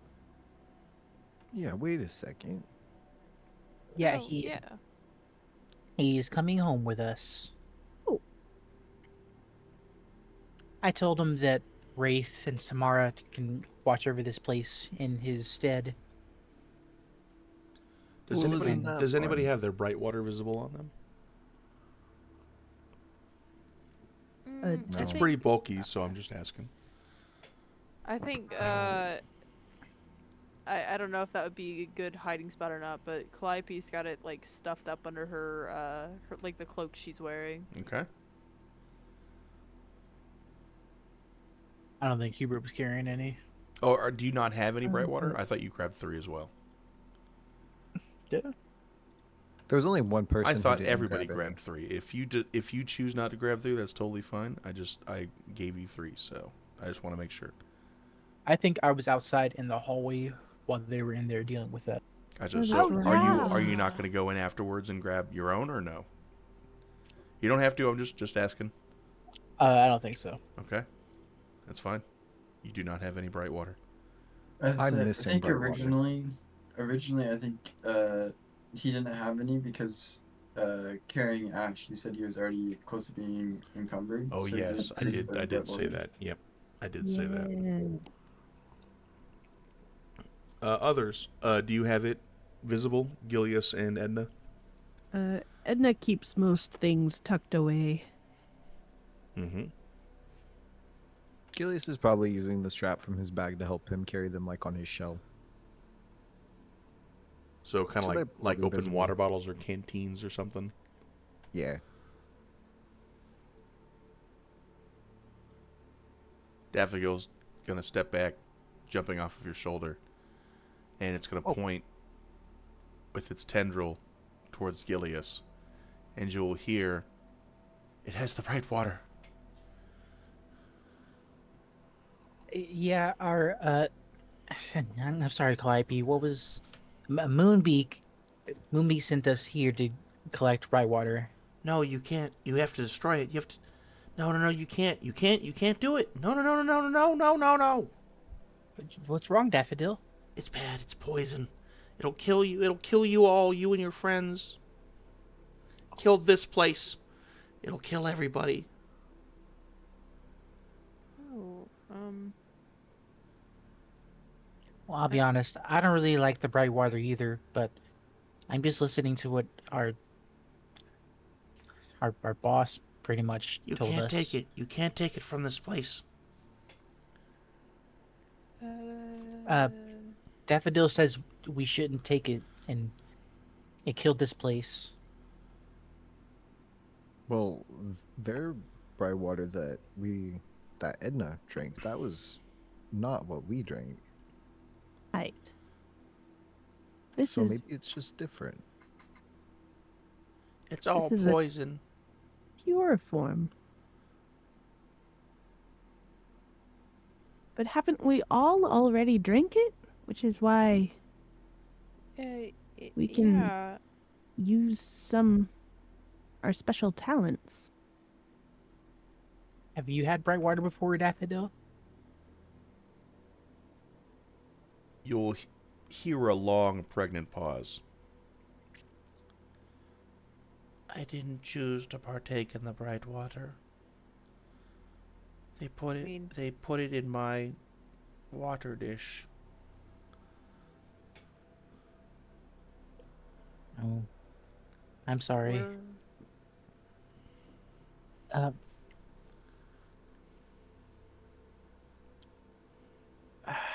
I don't even know what Moonbeam wants with it. I Well, think I they mean, they send some people out every how long, Calliope? Uh, you know, well, it's just given to all of us as when we're first born, and it lets us have abilities, and that's just what we do. You know, the hero brought it the first time, I'm pretty sure. And there are still animals that don't drink the bright water, and they are simple folk. Yeah, this lets us be advanced, you know? It lets us think more, I guess. Until it kills you with your greed and all the other things that destroyed everybody in this place. Well, some of the greatest heroes I know, Briarwater or not, they're I doubt greed ever took them because of the Brightwater. Is that why you killed them? Killed who? The spiders and the flies and Striker and the Inkmen? Because you were right? Because you were better than them?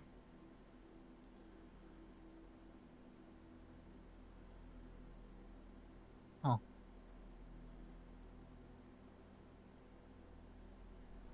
That's... I guess we did really go to a very... to an extent to get this stuff, didn't we?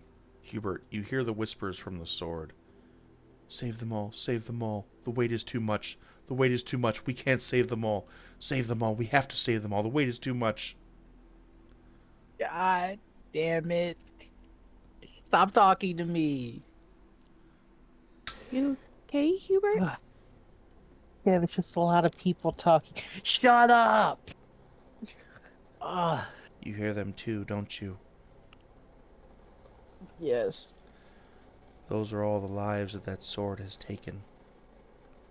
They call out, hoping for a hero.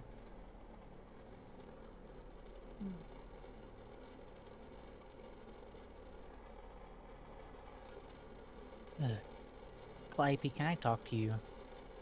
Over here. Sure. Hi.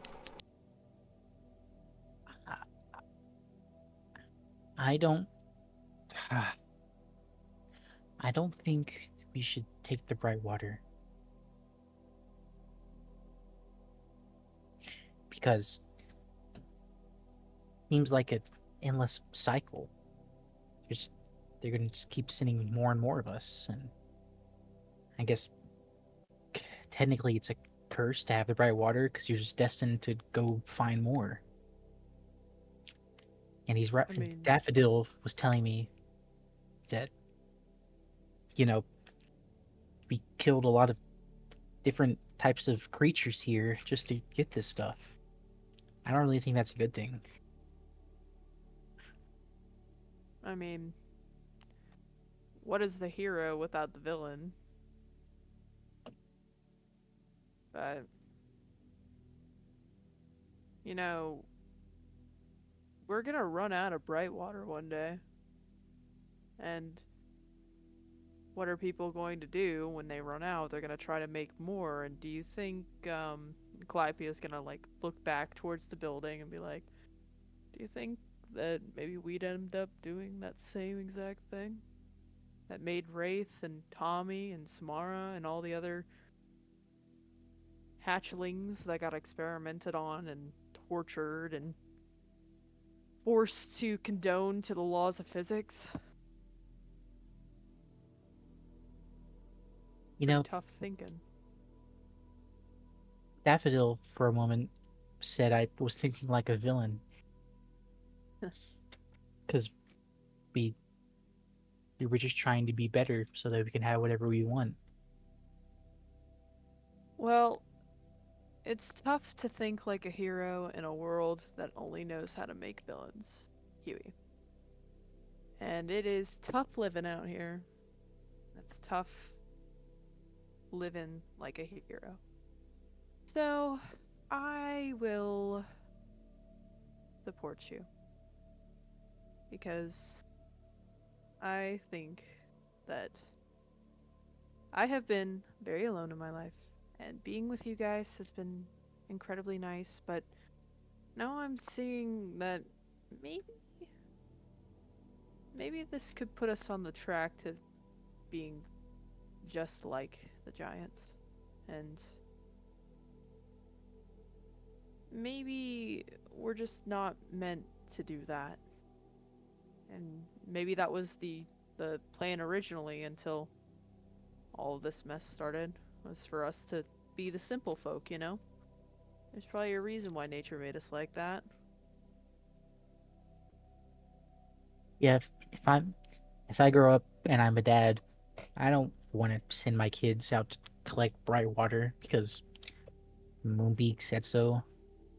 I don't want them to just like take care of the farm and mess with their brothers and Be kids. yeah. Thanks for support. At Well, least you know where I stand. you know, I thought the council was full of it anyways, and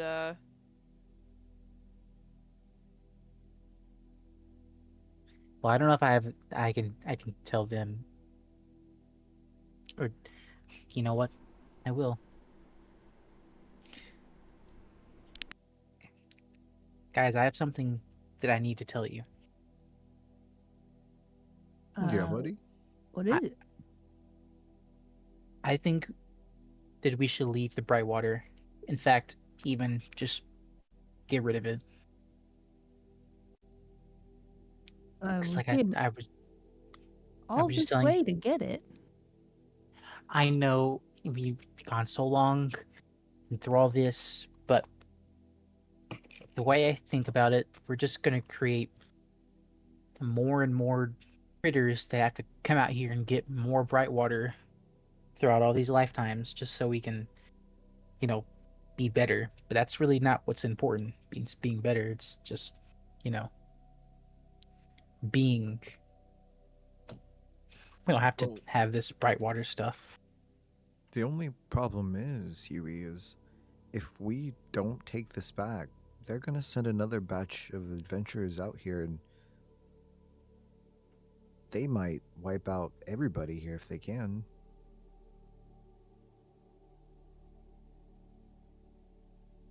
Uh, hmm. So then so maybe should we like offer the bright water as like this is the last time that they should ever send anyone. I was gonna suggest that we bring this last batch and we tell them that's all that's left. not a bad idea.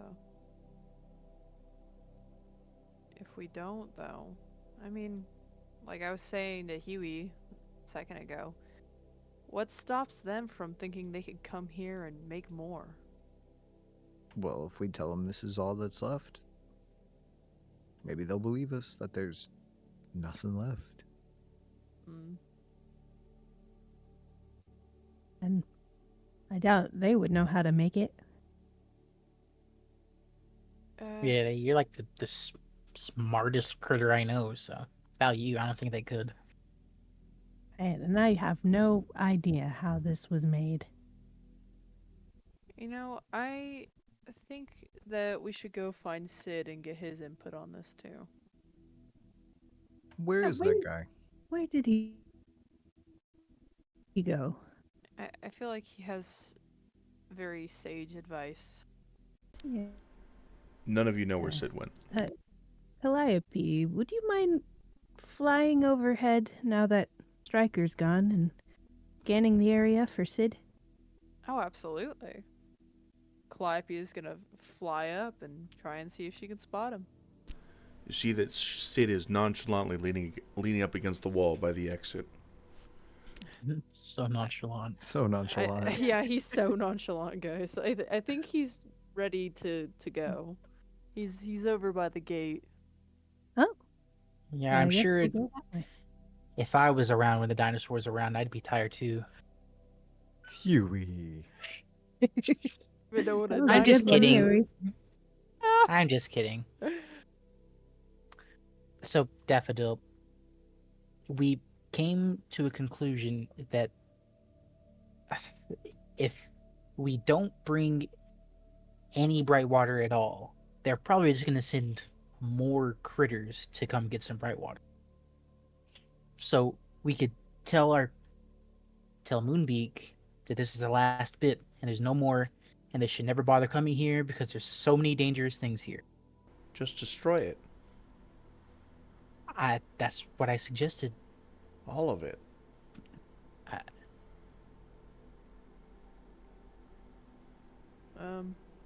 I mean, is the only bright water left the one that's in the storage container inside?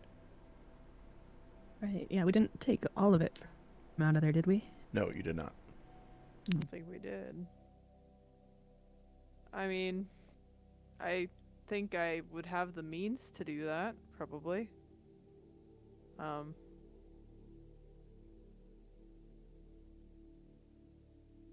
But The idea of one last hit is the idea of an addict. I'm not an addict. Yet your friends hold on to it for one more. Okay, so is there a way we can destroy all the bright water? Wait, you want to destroy the bright water now? I thought we were just gonna tell them not to have more of it. Well, yeah. See, Daffodil's pretty wise. He said, "The idea of one more hit is the thoughts of an addict," or something Wait. like that. Table talk. Like Gilius is the only one who visibly has it, right? Correct. Gilius will just nod his head and be like, "All right, as the person carrying the bright water, I'll destroy mine." And he'll like side eye Edna. And Edna will pick up what you're putting down and be like, oh, yes. The bearer of the bright water. you pieces of garbage. That was OOC, by the way. That was Gilius, do you OOC. break all three? Yes. Alrighty. You fucking rat. I thought Edna was supposed to be the deceptive one here. I don't know why. For some reason, I didn't put it in your inventory, but it wasn't there. Yeah, you anyway, didn't. That's so okay. I am sorry. You had it and you destroyed it. It is done. Daffodil will come forward and say, "Is that all of it?" To Hubert, because he can't talk to anybody else. I think there's more in the building. He didn't grab all of it earlier. They only send us to get a little bit.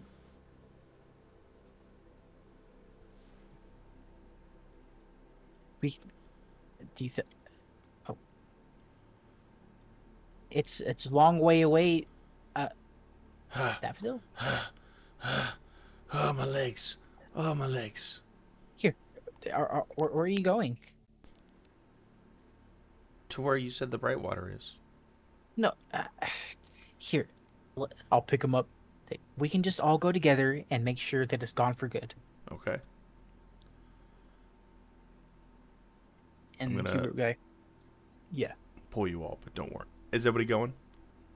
Besides Sid, who's chilling, It's just like. which is what the totally fuck are fine. Don't these worry guys about it. waiting on? About to say, Yeah, he's just Gilius- tapping his foot and keeps checking his watch. Yeah, literally, he's like, "What the Imaginary fuck? watch. God damn it!" Where the fuck are these kids at? Last time I was out in the hallway, so I don't know how they did it, but So, table talk. Mhm. If I wait, are we all back in the building in the room? Yes. Okay. If I used Rosewood's feather on this, do you think that would take out a decent chunk of the room? Do you know how? I was gonna say, do you know how big a fireball is? I do think we But disconnected jeez. again. If anybody can hear me, please hold. I can hear you. Also, Xander, look at him. Hello. Hello. Is it me or is it all you? I can hear you. Good. Did we lose them? No expression. I don't know. Micah, can you hear us? Xander, can you hear us? Jay, can you hear us? Hunter, can you hear us? Yeah. Okay, what? All of Tennessee just lost power. Yeah, they're all of. Can you hear This me? is Hello, incredibly unfortunate. Micah. Hello, Micah. Can you hear anybody? Micah. Micah. Gilius. Kuromi. Kuromu.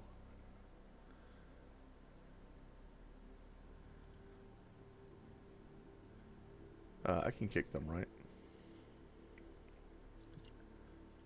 I'm just gonna say like we can't hear you, or something. So I think that means that we're gonna. Oh, Hello? Hello. hi. Hello.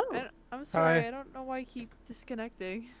We were talking to you guys for like 2 minutes and you guys couldn't hear us. We were talking all sorts of smack. It was great. Aww. Check out That's the so stream sad. later and you guys can hear it. Exactly. Xander, can you hear us? Yes. All right, perfect. Great. We're all back. Yes, you are back in that room. What I said was Fireball is a large spell. And then what I was doing is I was pinging this computer because you guys see that there is a notification in the corner of it again. Oh. What? Calliope's gonna hop up there and see what it says. It says, safety unconfirmed, sending wipe squad. I'm sorry. Oh, Wipe squad. Edna, what's a wipe squad? I guess this place does really need to clean down. They're also saying they're sorry. That's not good. Wipe squad. Do you think we need to fight the wipe squad? As you guys all talk about the wipe squad, you see that one more message comes up. George, head to Boston. What's a Boston? Boston. You know where Boston is, Gilius. Boston. I have a card of Boston. Massachusetts? That's what it says. Oh? What's in Boston? They've got like a Something lot that- of cool buildings. Probably something that this George needs to see, I think.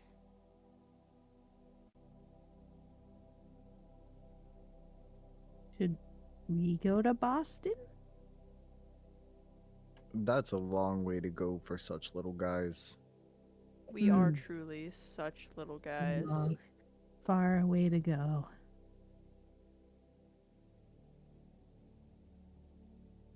But I don't know why they would be talking about it.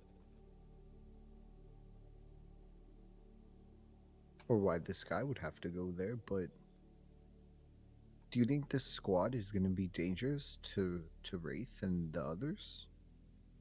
Probably. Potentially. Should we show them? Should we warn them? Yeah. Yeah. We should. Who should we warn? We could just we can go to be the man in the sky again. Let them know to fight the wipe squad? Or That or- evacuate. It seems Tommy is appointed himself the guardian of this whole place. Perhaps we just needed to go tell him. That's true. Well, if they're sending them now, we don't have any time to waste, right? Yeah, that's true. That's true. Well, I guess I'll go tell him. Godspeed, Edna. Thank you. The way she scurries.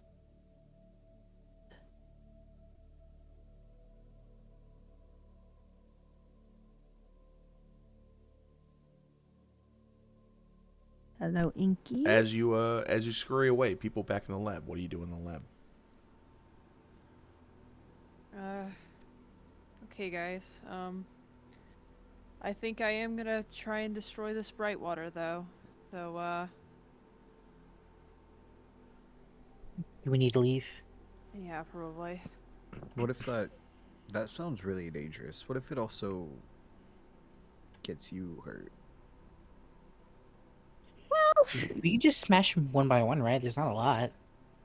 Yeah, but should destroy all trace, right? I could try a smaller flame first.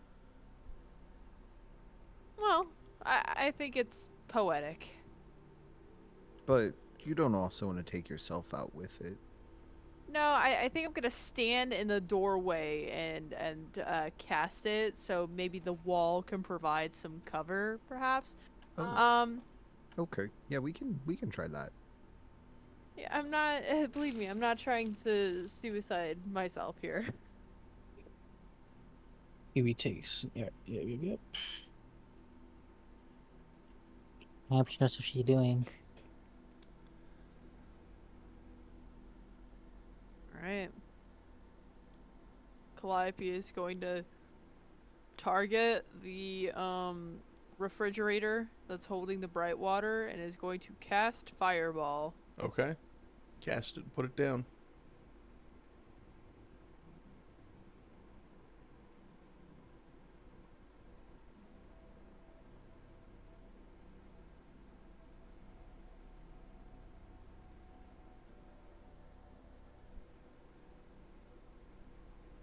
Can you cast it from your spell sheet?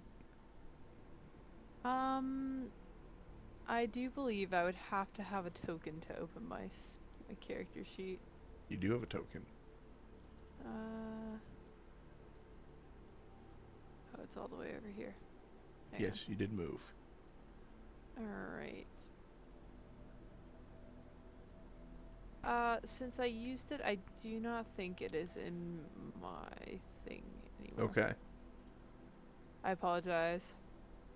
There is a giant explosion of fire.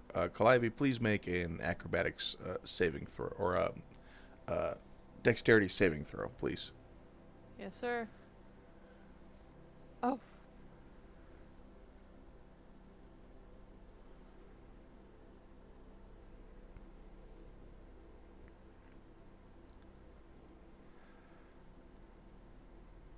You throw this feather unknowing what it does and what it provides or all that kind of stuff, and there is a giant explosion of fire, much larger than you ever expected there to be. Good, good. Shit.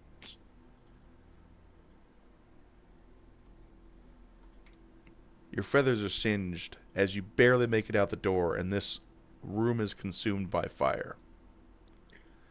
Jesus, Calliope! What the heck? Are you okay?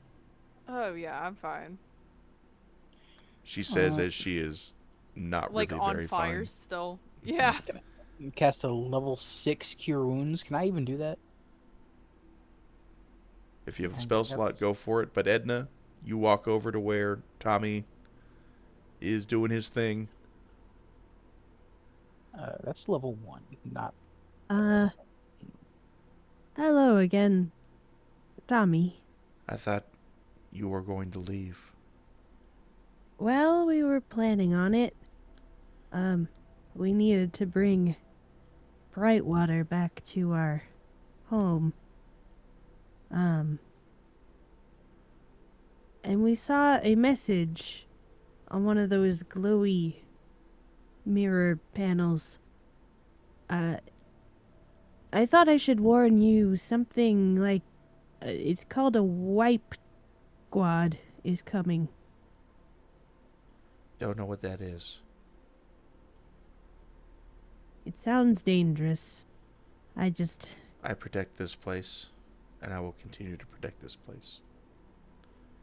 And all its inhabitants. good. Now, as I asked, I think I asked you all to leave. Yep. Time to go. Oh, what? One last thing before I go. Ash is not waking up. She'll How be fine in a day or so. She just needs to go through the process. process of what again? Rebirth. Rebirth. What? Why is she doing a rebirth? Why, she was dead, silly. She was dead. Yes.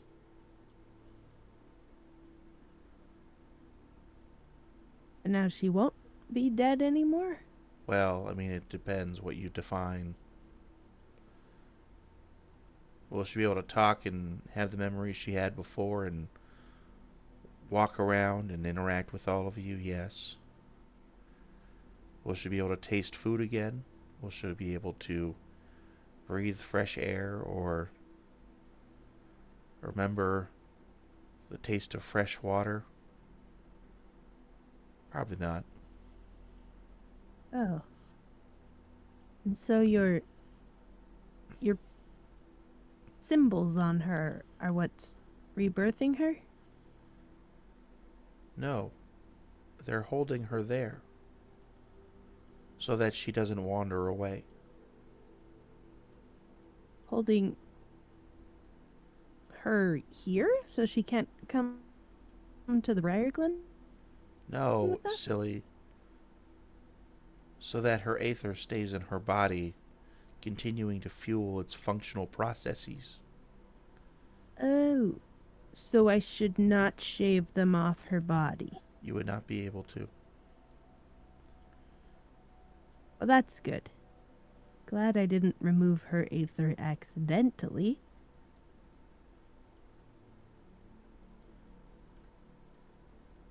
Yes, that spell is permanent. All right. Forever she will be awake in this world.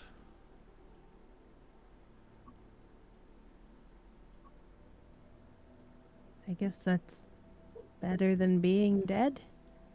Is it? Maybe you should guess ask I'll one of have these Inkmen. Oh. I did ask. I was a Carl.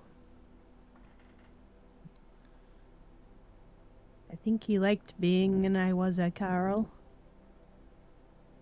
He used to enjoy when he would miss the vein when he would inject us with metamorphine. I locked him in that cage. Oh. Sorry I let him out. 'Tis no matter. He's going to walk over here to one of the pictures. And he's going to erase it.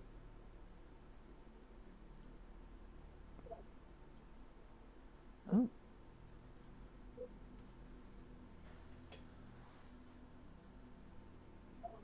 Was that I was a Carl? Yes.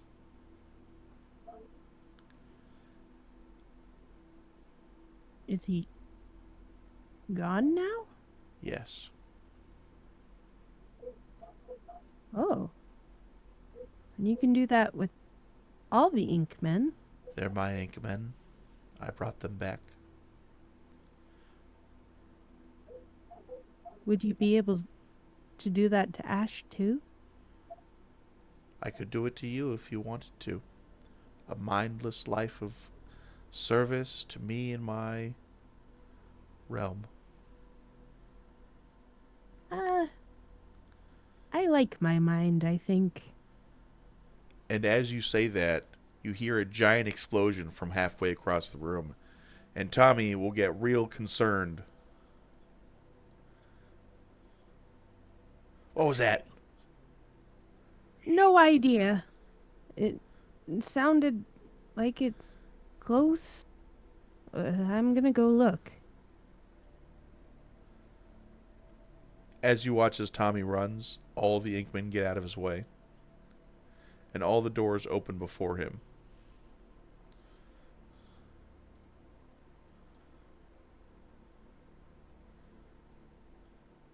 You will all see as Tommy is starting to run towards you guys. Scatter.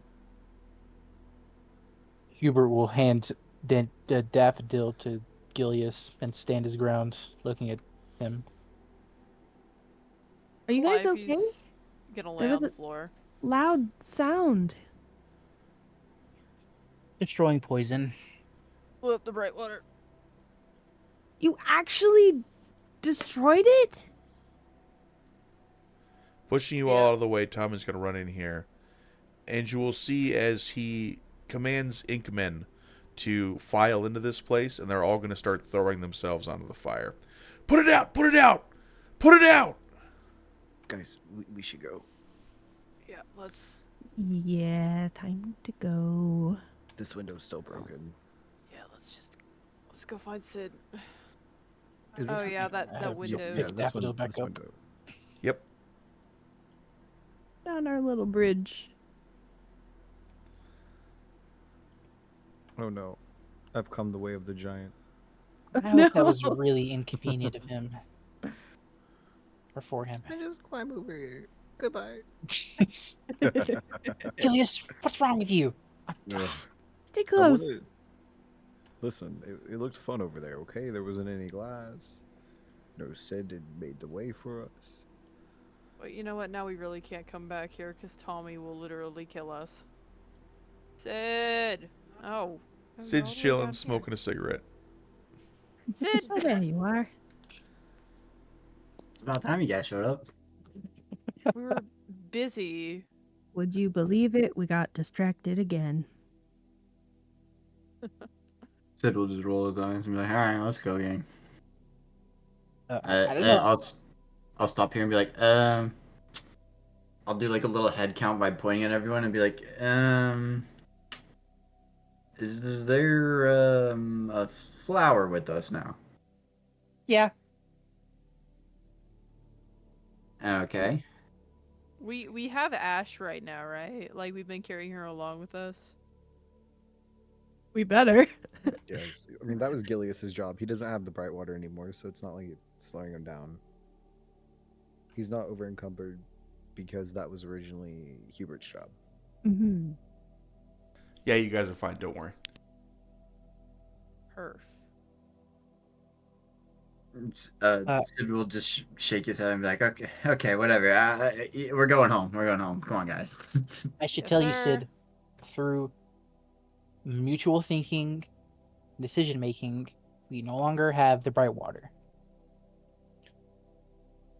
Oh, that's fine. I have it, and I'll open up my jacket where I have 3 bright waters inside. Oh my god. Yeah, no. Daffodil's going to jump off whoever's carrying him. Sid, go on. Throw him out. Throw him out? We don't need this cycle of critters coming to something as dangerous as this every however long for some bright water. We don't need to be special. Everyone's already special. You want me to purposely fail our one and only mission? I would say we succeeded in our mission in the long run. Moonbeak will get over it. I still don't see what the danger is with this. I mean, isn't more knowledge always good?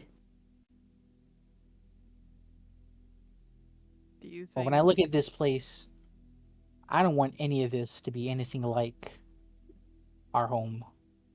I hope it stays the way it is. And probably the longer it goes on that we keep the bright water around, the more it'll look like this. How do you know? I've had wise conversations with Daffodil. He's been Hubert. here since however long, and he's seen how this place has been torn apart by greed for all because of this stuff. It's not the stuff then, it's greed. Yeah.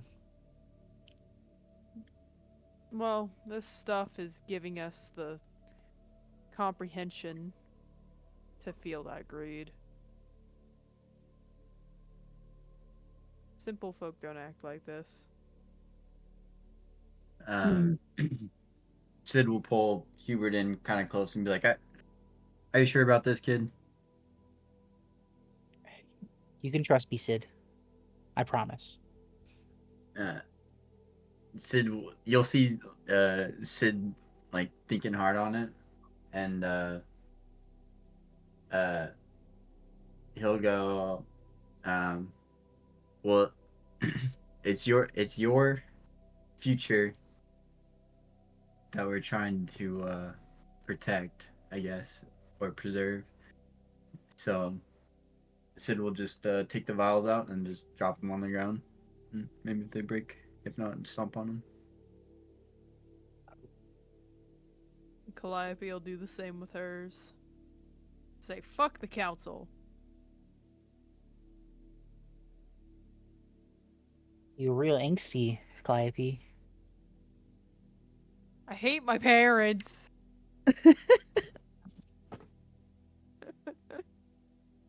You guys throw the vials of bright water down onto the concrete, and they shatter, and it eventually dissipates as these sort of glimmering effects start to dull and fade into nothing.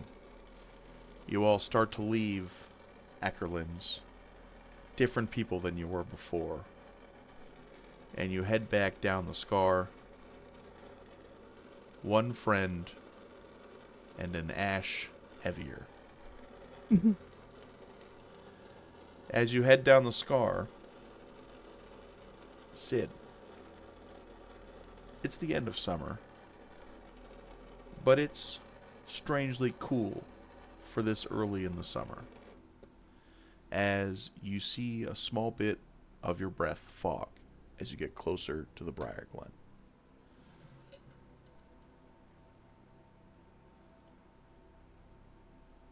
Nice. No, quite the opposite. Ooh, loading. And Edna did not break hers, by the Yep, way. I She's know. still got. I did know that. Cool. You all return to the knothole, and you notice that almost no one is in the streets of the towns. No one is at home. No one is around.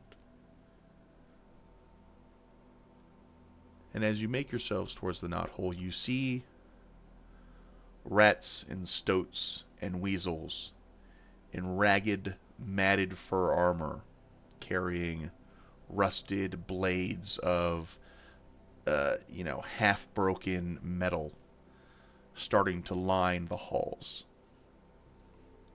Sid, you know who these people are. I'll I'll stop the group, and I'll be like, uh,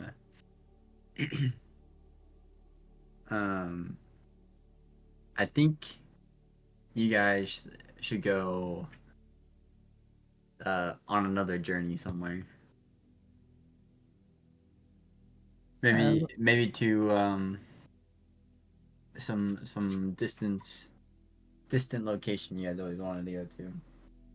Find a new pawn, Gilius. Are you talking to us? What are you talking about, Sid? Sid, what the fuck are you on about? You guys just it's been a good journey. We had a good trip. You guys should do another one, you know? Go get some more stories, Hubert. Oh, we haven't Hubert even gotten will home yet. slowly brandish his hero sword and say, "What's going on?" Nothing, just go enjoy life, man. You're not very good at lying. Hubert will start walking around. As you walk forward, you see that all of your friends have been relegated and pushed into one small table, whereas there are a lot of those sort of matted fur stoats and rats and stuff seated around tables feasting, sort of not giving a fuck about you guys. And you will see that all the people on this table have not eaten a thing.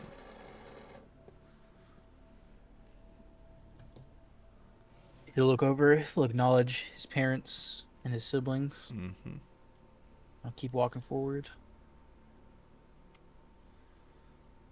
You see as more and more soldiers line the hall, and you see as you get to the end, Moonbeak lying on the floor, chained down, Lysa looking over him as everybody laughs.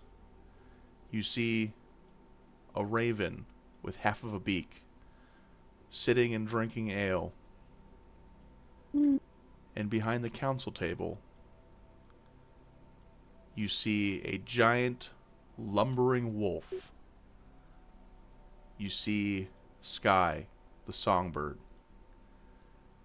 And off to the side, you see a snake woman who sort of coils mysteriously over to the side.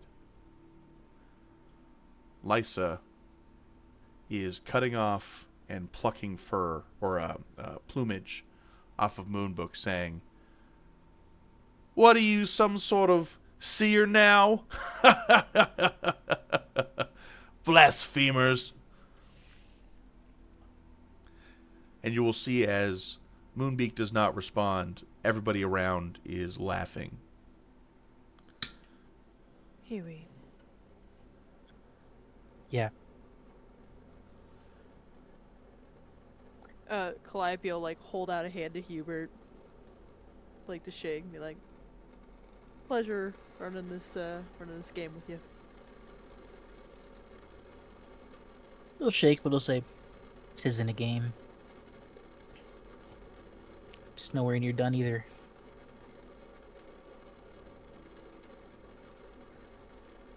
As you come forward, you see as the wolf looks at you, his sly grin turning into sort of a half-drunken visage, and he says, "Oh, I guess I've returned, huh?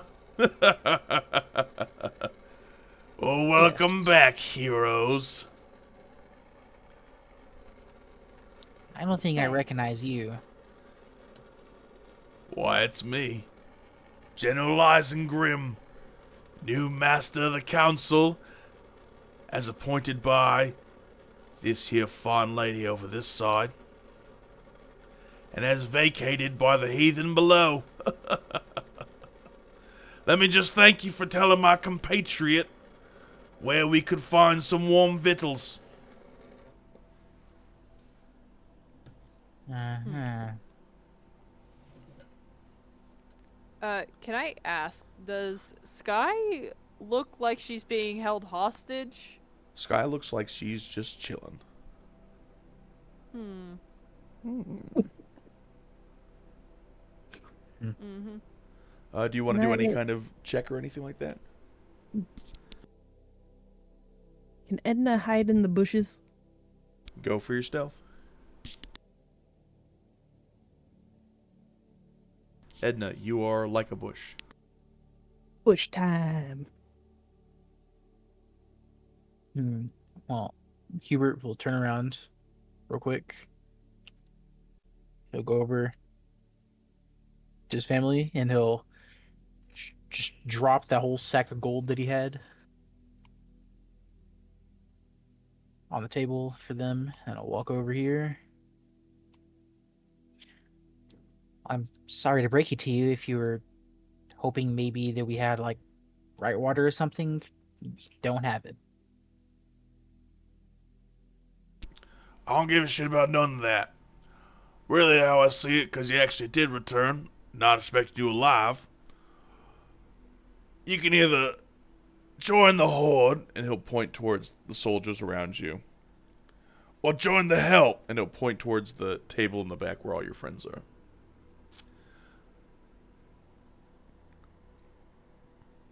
Hmm.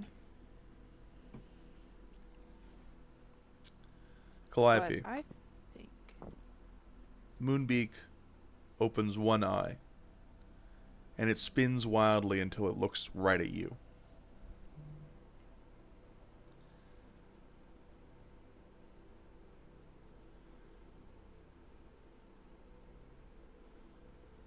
What do you think, Calliope?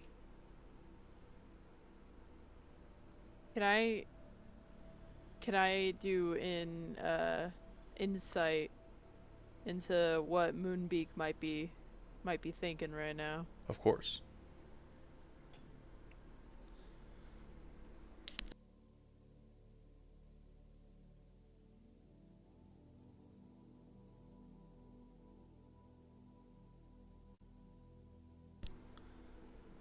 Under his breath, you very vaguely can hear a bird song.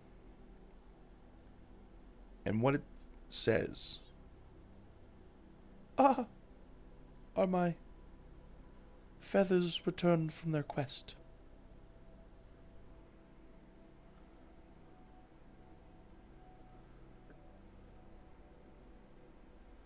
Well,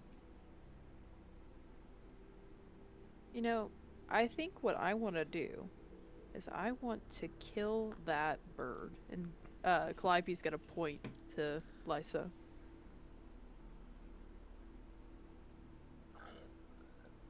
to be honest, Calliope, if I lost here, my family's right over there. It's not be a good time to lose. It's a good thing I don't plan on losing now. Of course. Calliope, did you hear what Moonbeak said? He said his feathers have returned from their quest. He asked a question if they did. Oh, I didn't know it was a question. Yes. Yes, we have. Hubert didn't hear that, did he? No. Okay.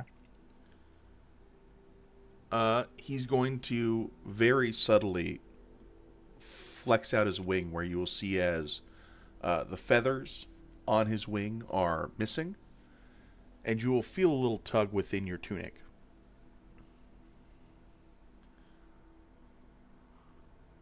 Calliope will see if the feather that he originally gave her is there still. It is trying to flutter out of your tunic. She'll hold it up and release it. Hubert, you see as Calliope holds up this feather that you have all been carrying and releases it, and it starts to flutter back towards Moonbeak. He'll do the same. Calliope will look back at Gilius and Sid and kind of like, go on. And Edna, watching from afar, will push hers out of the bushes. And let it go as well? Mm-hmm. Perfect. Gilius and Sid. Gilius will walk forward and take his. After he'd gotten it out from his shell, he just tucked it into his bag, so he'll take it out and he'll give it forth. Sid, every bone in you tells you to not be here right now. Yeah. I'm But not you moving feel in forward your at all, but tunic a little pull. I'll just like fluff out my jacket until it pops out on its own. Hesitantly, and the last one, all of the feathers start fluttering forth on an unseen wind. They all collect around Moonbeak, and eventually slot themselves back into his wing. And you will see as he sort of, the best you can think a owl would smile. And he says, "Ah, what a good adventure." And with that, you will see as his body starts to cover with darkness as the shadows sort of start to converge over him. And within this darkness, you will see that there are stars and galaxies and unknown, fathomless things that you don't even understand that are contained in the night sky. His eyes are going to open a brilliant yellow light as sort of pearlescent runes start to glow on his ebony black feathers. He's also going to grow in size, and he's going to slowly turn towards the wolf. And he will say, in a voice that does not come from him, but seems to come from the world around you, I am the Nightbird. I am the protector of the Briarglen. And you have broken the pact.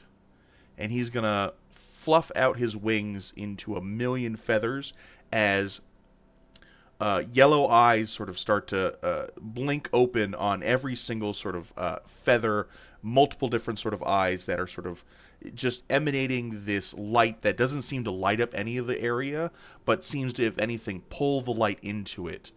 And you will hear in your minds, "Run, children. This is not the time." And the entire place will be enveloped in a darkness that seems to be endless. Oh dear. Well- should we help her leave? He knows what he's doing. Chaos will start to erupt as soldiers start to strike out at each other in confusion and pained voices of, "Ow! Why'd you cut me, you fuck you, man!" And there's going to start to be fights around you.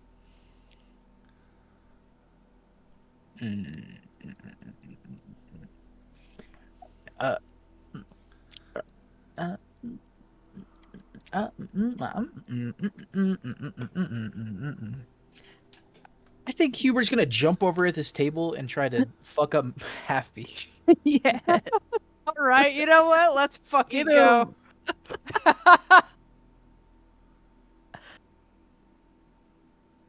Okay, make an attack with disadvantage. Okay. Because it is jet black and you had no real idea where he was. Oh well. And yeah, I guess you got a point.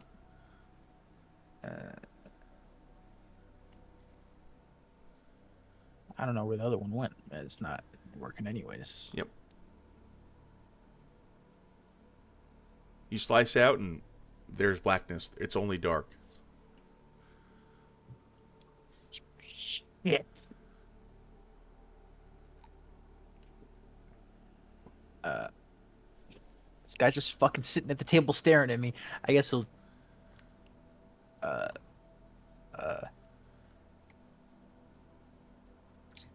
guess he's right. We should probably leave. Before they go, as they're running, Calliope's gonna turn around and just try to shoot wildly into to where she last saw Lysa. Okay, please make an attack with disadvantage. And I'm also going to give Lysa a little bit of an addition. I'll do that a little bit of Yeah, no, you did not. disadvantage. Fuck. Alright, fine, whatever. Alright, we should go! Guys, let's go. Everyone, Where? gather around. We gotta get the fuck out of here. You see as in this darkness, stars start to twinkle. And the coldness that, Sid, you felt before becomes even more present as the temperature starts to drop.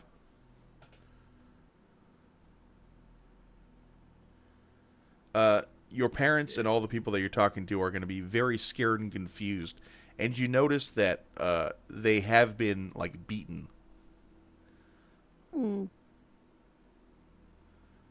grab his dad What? by his shoulders and say, "Dad, get it together. We have to go to save our family. Let's go. Gather everyone around. We're leaving." Please make a persuasion check with advantage.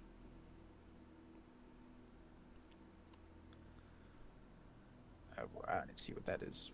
13 and holy shit. Oh. You're able to convince everybody to start moving towards the door.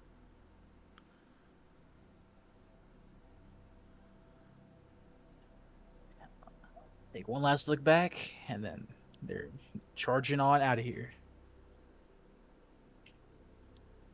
You charge out of this black place into this sort of evening grayish light, and you sort of breathe this fresh air as the temperature goes from like almost freezing frigid temperature to a sort of uh, frigid fall day.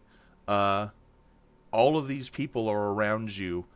You see that none of them have really any equipment with them, and they've all been battered and bruised. They look towards you, Hubert, because you convinced them to come. It's it's not good what's going on in there with Moonbeak,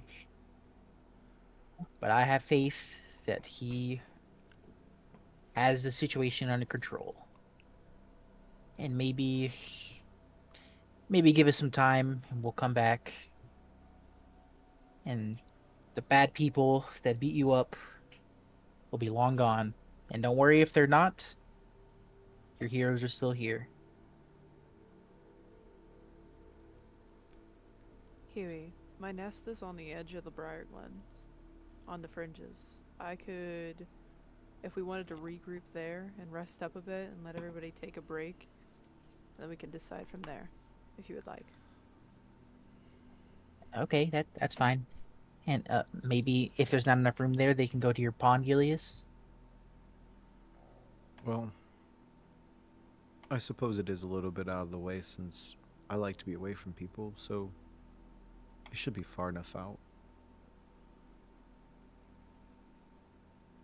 Sid, you went the other direction. Yeah. What are you doing? So I'll say I was standing there, frightened, and with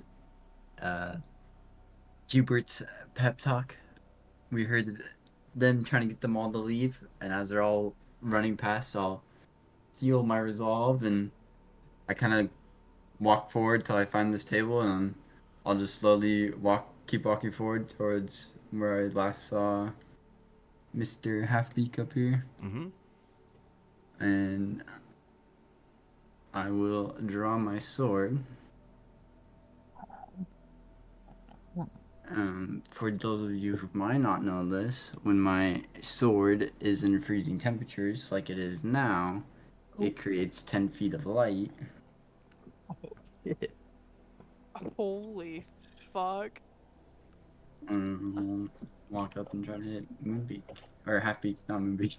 You do so not with disadvantage. Fuck him up, Sid. If I do hit him, would you say I could do a sneak attack on this? Yes, you can.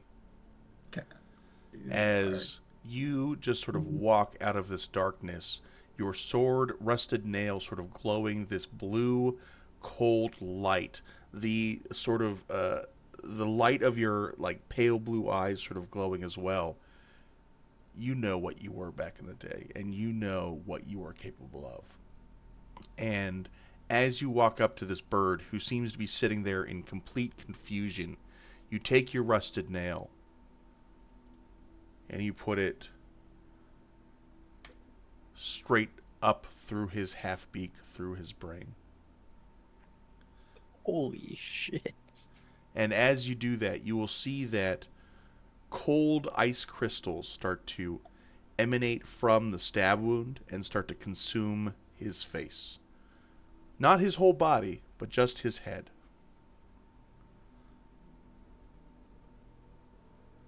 Do you pull your sword out? I'll yeah, I'll leave it, or I will like slowly conceal it again, and then just kind of feel my way around the table and just kind of keep working my way forward in the Okay. darkness. As you pull it out, you realize that the ice is very thin, and you shift your blade like you have in the past, and his entire head shatters into ice. And you suddenly put it back away, and you move forward. Perfect. Wait, I'm gonna. Wait, Calliope, help me do a head count. Mom, dad, brother, sister. Parent, parent. Where the hell is Sid? Other bit. Oh yeah. Where did Where's he the old go? man? You don't. You don't think he He's ran back in? in there. He is crazy. We can't just. We Don't can't worry. just leave him. I'll be back. I will be back. Oh, Huey, you shouldn't be by yourself. Yep. No. He's already by himself. Calliope's gonna fly up and like in this area and try and see if she can see through the darkness. You Which cannot I know see she can, anything. but Hmm. And honestly, as you like fly up, it doesn't feel like you're flying up. If anything, it feels like you're not moving anywhere because of how the darkness is. Can I use my fire rune to light this candle that I have in my inventory? Sure. I don't have a fire rune. Oh, there you go. Great. Yeah, you gave your fire into Calliope as a rock. He gave one of my runes to her. I just used my fire rune to light people on fire. Fuck. um, Well, that's fine, because my race gives me dark vision. If you'll allow that. it's so silly. It, your dark vision in this kind of darkness essentially allows you to do what Sid was doing with like following the table. Or better yet, I have goggles of night that I completely forgot about. That's better. Wow. Oh So my slide these God. goggles down on his head. He'll You move start to forward. see sort of like heat signatures around, but also you see that there is two completely cold figures over here, like inverted. Hmm. Oh, that's a table. Back into the bushes. Also, actually, this is going to happen as well. The Nightbird's going to push these people back. Sid!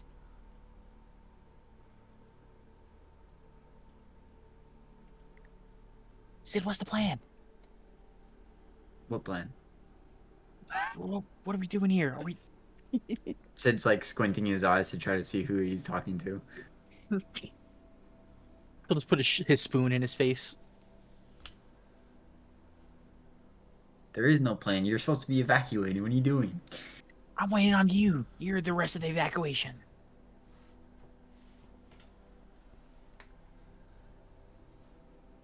Everyone's out. I'm not out. And you're not out. And I'm leaving. I'm not leaving until you leave. So let's go.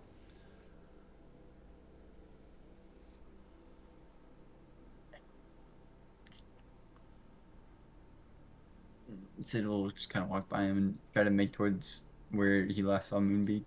That is hard to do because, if anything, the darkness just sort of like keeps getting longer and longer and longer as you go towards this like 1,000 points of light that all look like eyes sort of over this winged owl creature. It's like trying to approach God in infinity. I'm like, Interesting. point the way, Hubert, and I'll. What are you trying to do? Well, I was just gonna make sure we got Moonbeak out. I mean, I'm his loyal defender. I was supposed to protect this little place. I'm also am really tired and need to sleep. Yep, so. I'm sorry. His head is going to spin directly towards you as a million eyes seem to focus on you, and he's going to say, "Carry on the legacy of the council." I'll give him a salute and g- uh, go with honor, and I'll tell Hubert to lead the way out and follow him. You were to beat his chest with his hand. No, it didn't go slowly, but slowly will lead him out. I'll just say I'm holding onto like Hubert's quill or something behind Yep. him. Exactly. Edna, what are you doing? I and I came in to give them cover, but realized she couldn't see anything. So she's basically just listening for telltale signs You of hear feet what's running going away on. as there seems to be more, like, what the hell is happening? What? You didn't tell me that he had this kind of power. Ah, she'll let them be confused. Go back to where she knows people are that are, are not the soldiers. Mm-hmm. You all gather at the exit with the entire sort of village that you are in, and Hubert sort of leads the way for you guys to leave. At, like I said, as you guys go out into the sort of fresh, after late summer air, what's the next step? What are you doing?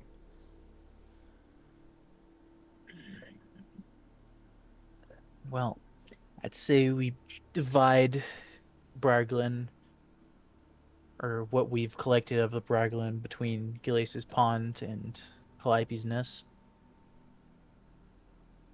And recover and Where do you guys decide. go? Do you guys go to Gillies's pond, or do you guys go to Calliope's den? I think we're splitting the party. So we'll just go to Calliope's first. Whatever one's closer. Definitely Gillies is closer. Oh, okay, heard. Well then, Gilius. Party at Gilius's. Indeed.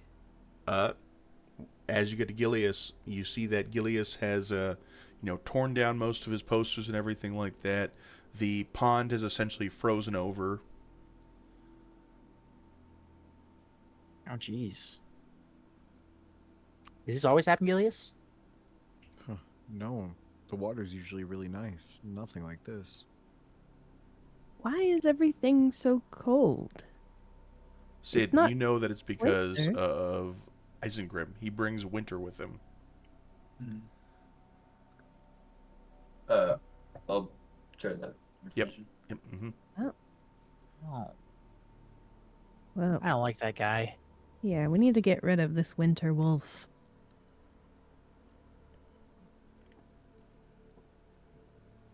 Yeah, it's not gonna be the easiest thing. What do you know about him? Sid will unveil some of his life story about being in the Horde. Is this what you called it, right? Yep. Sid used to be a lieutenant in the Horde, where the Horde would go around plundering and pillaging villages and, living as bandits, essentially. They were vicious and they were cruel and they didn't care.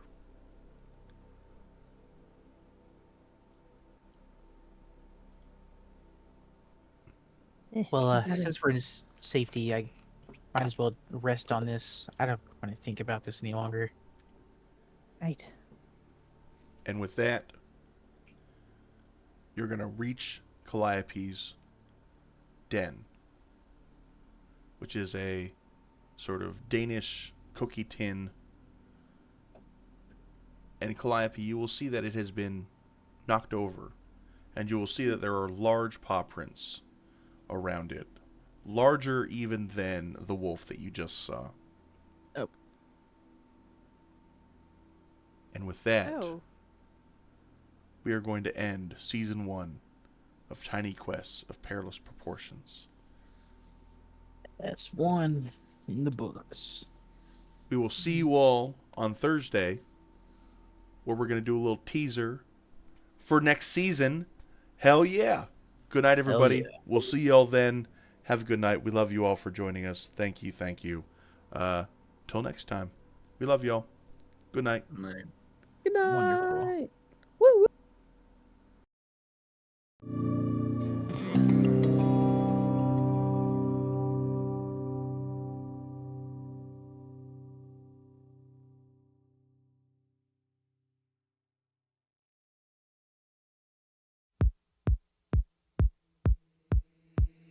Late this morning, body aching, moving in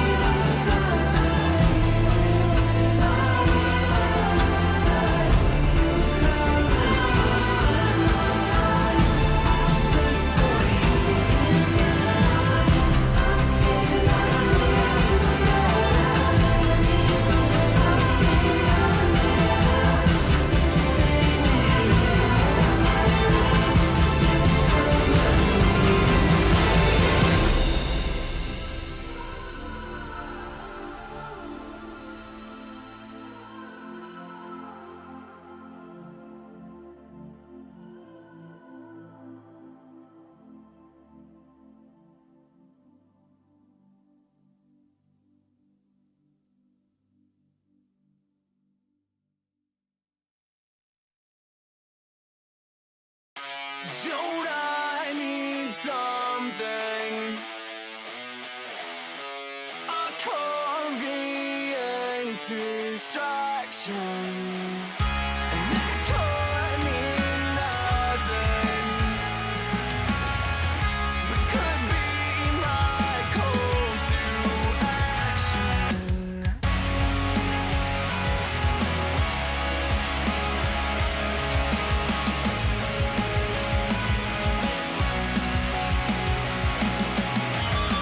I can't mistake this. That long forgotten feeling. Trying to erase it. Recall realize I'm feeling. Sometimes I feel like I should hold my breath, but the air will rise up. Just a Saturday in my head, try to replace myself again. Just taking a stab at what makes sense, creeping myself out again. So tired of scratching out all these holes. It's like you can't break through the silence. A broken promises, a par for the course. If I'm being honest, I'm rocking a boat. 'Cause I'm in over my head, and I'm dragging you down. Help me, 'cause I think I'm burning space.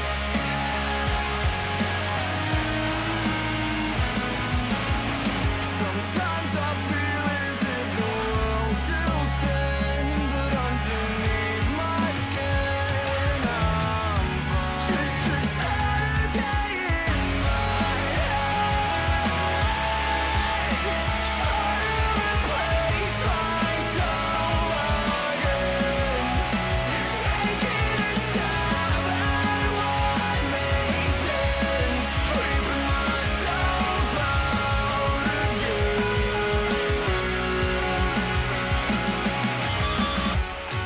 I'm unresponsive.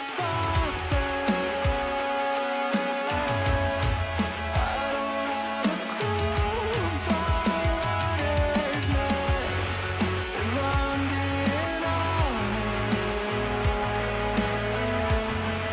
I'm just trying to get this on my chest. I'm unresponsive.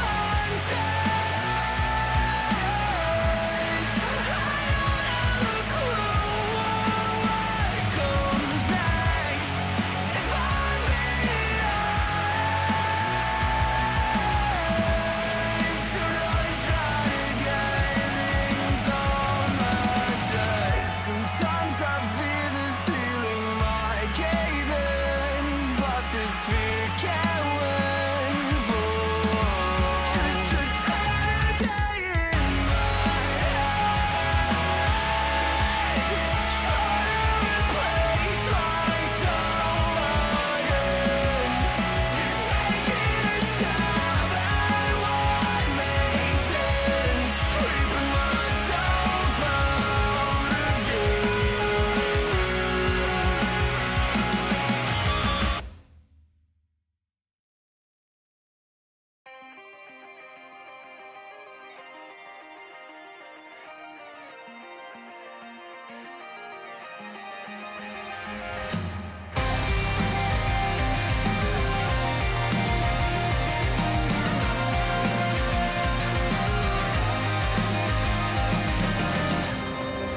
Everyone I see staring vacantly at me. No one's feeling whole, they're abandoning control. How can they be freed when they're forced to their knees? Just bodies without souls.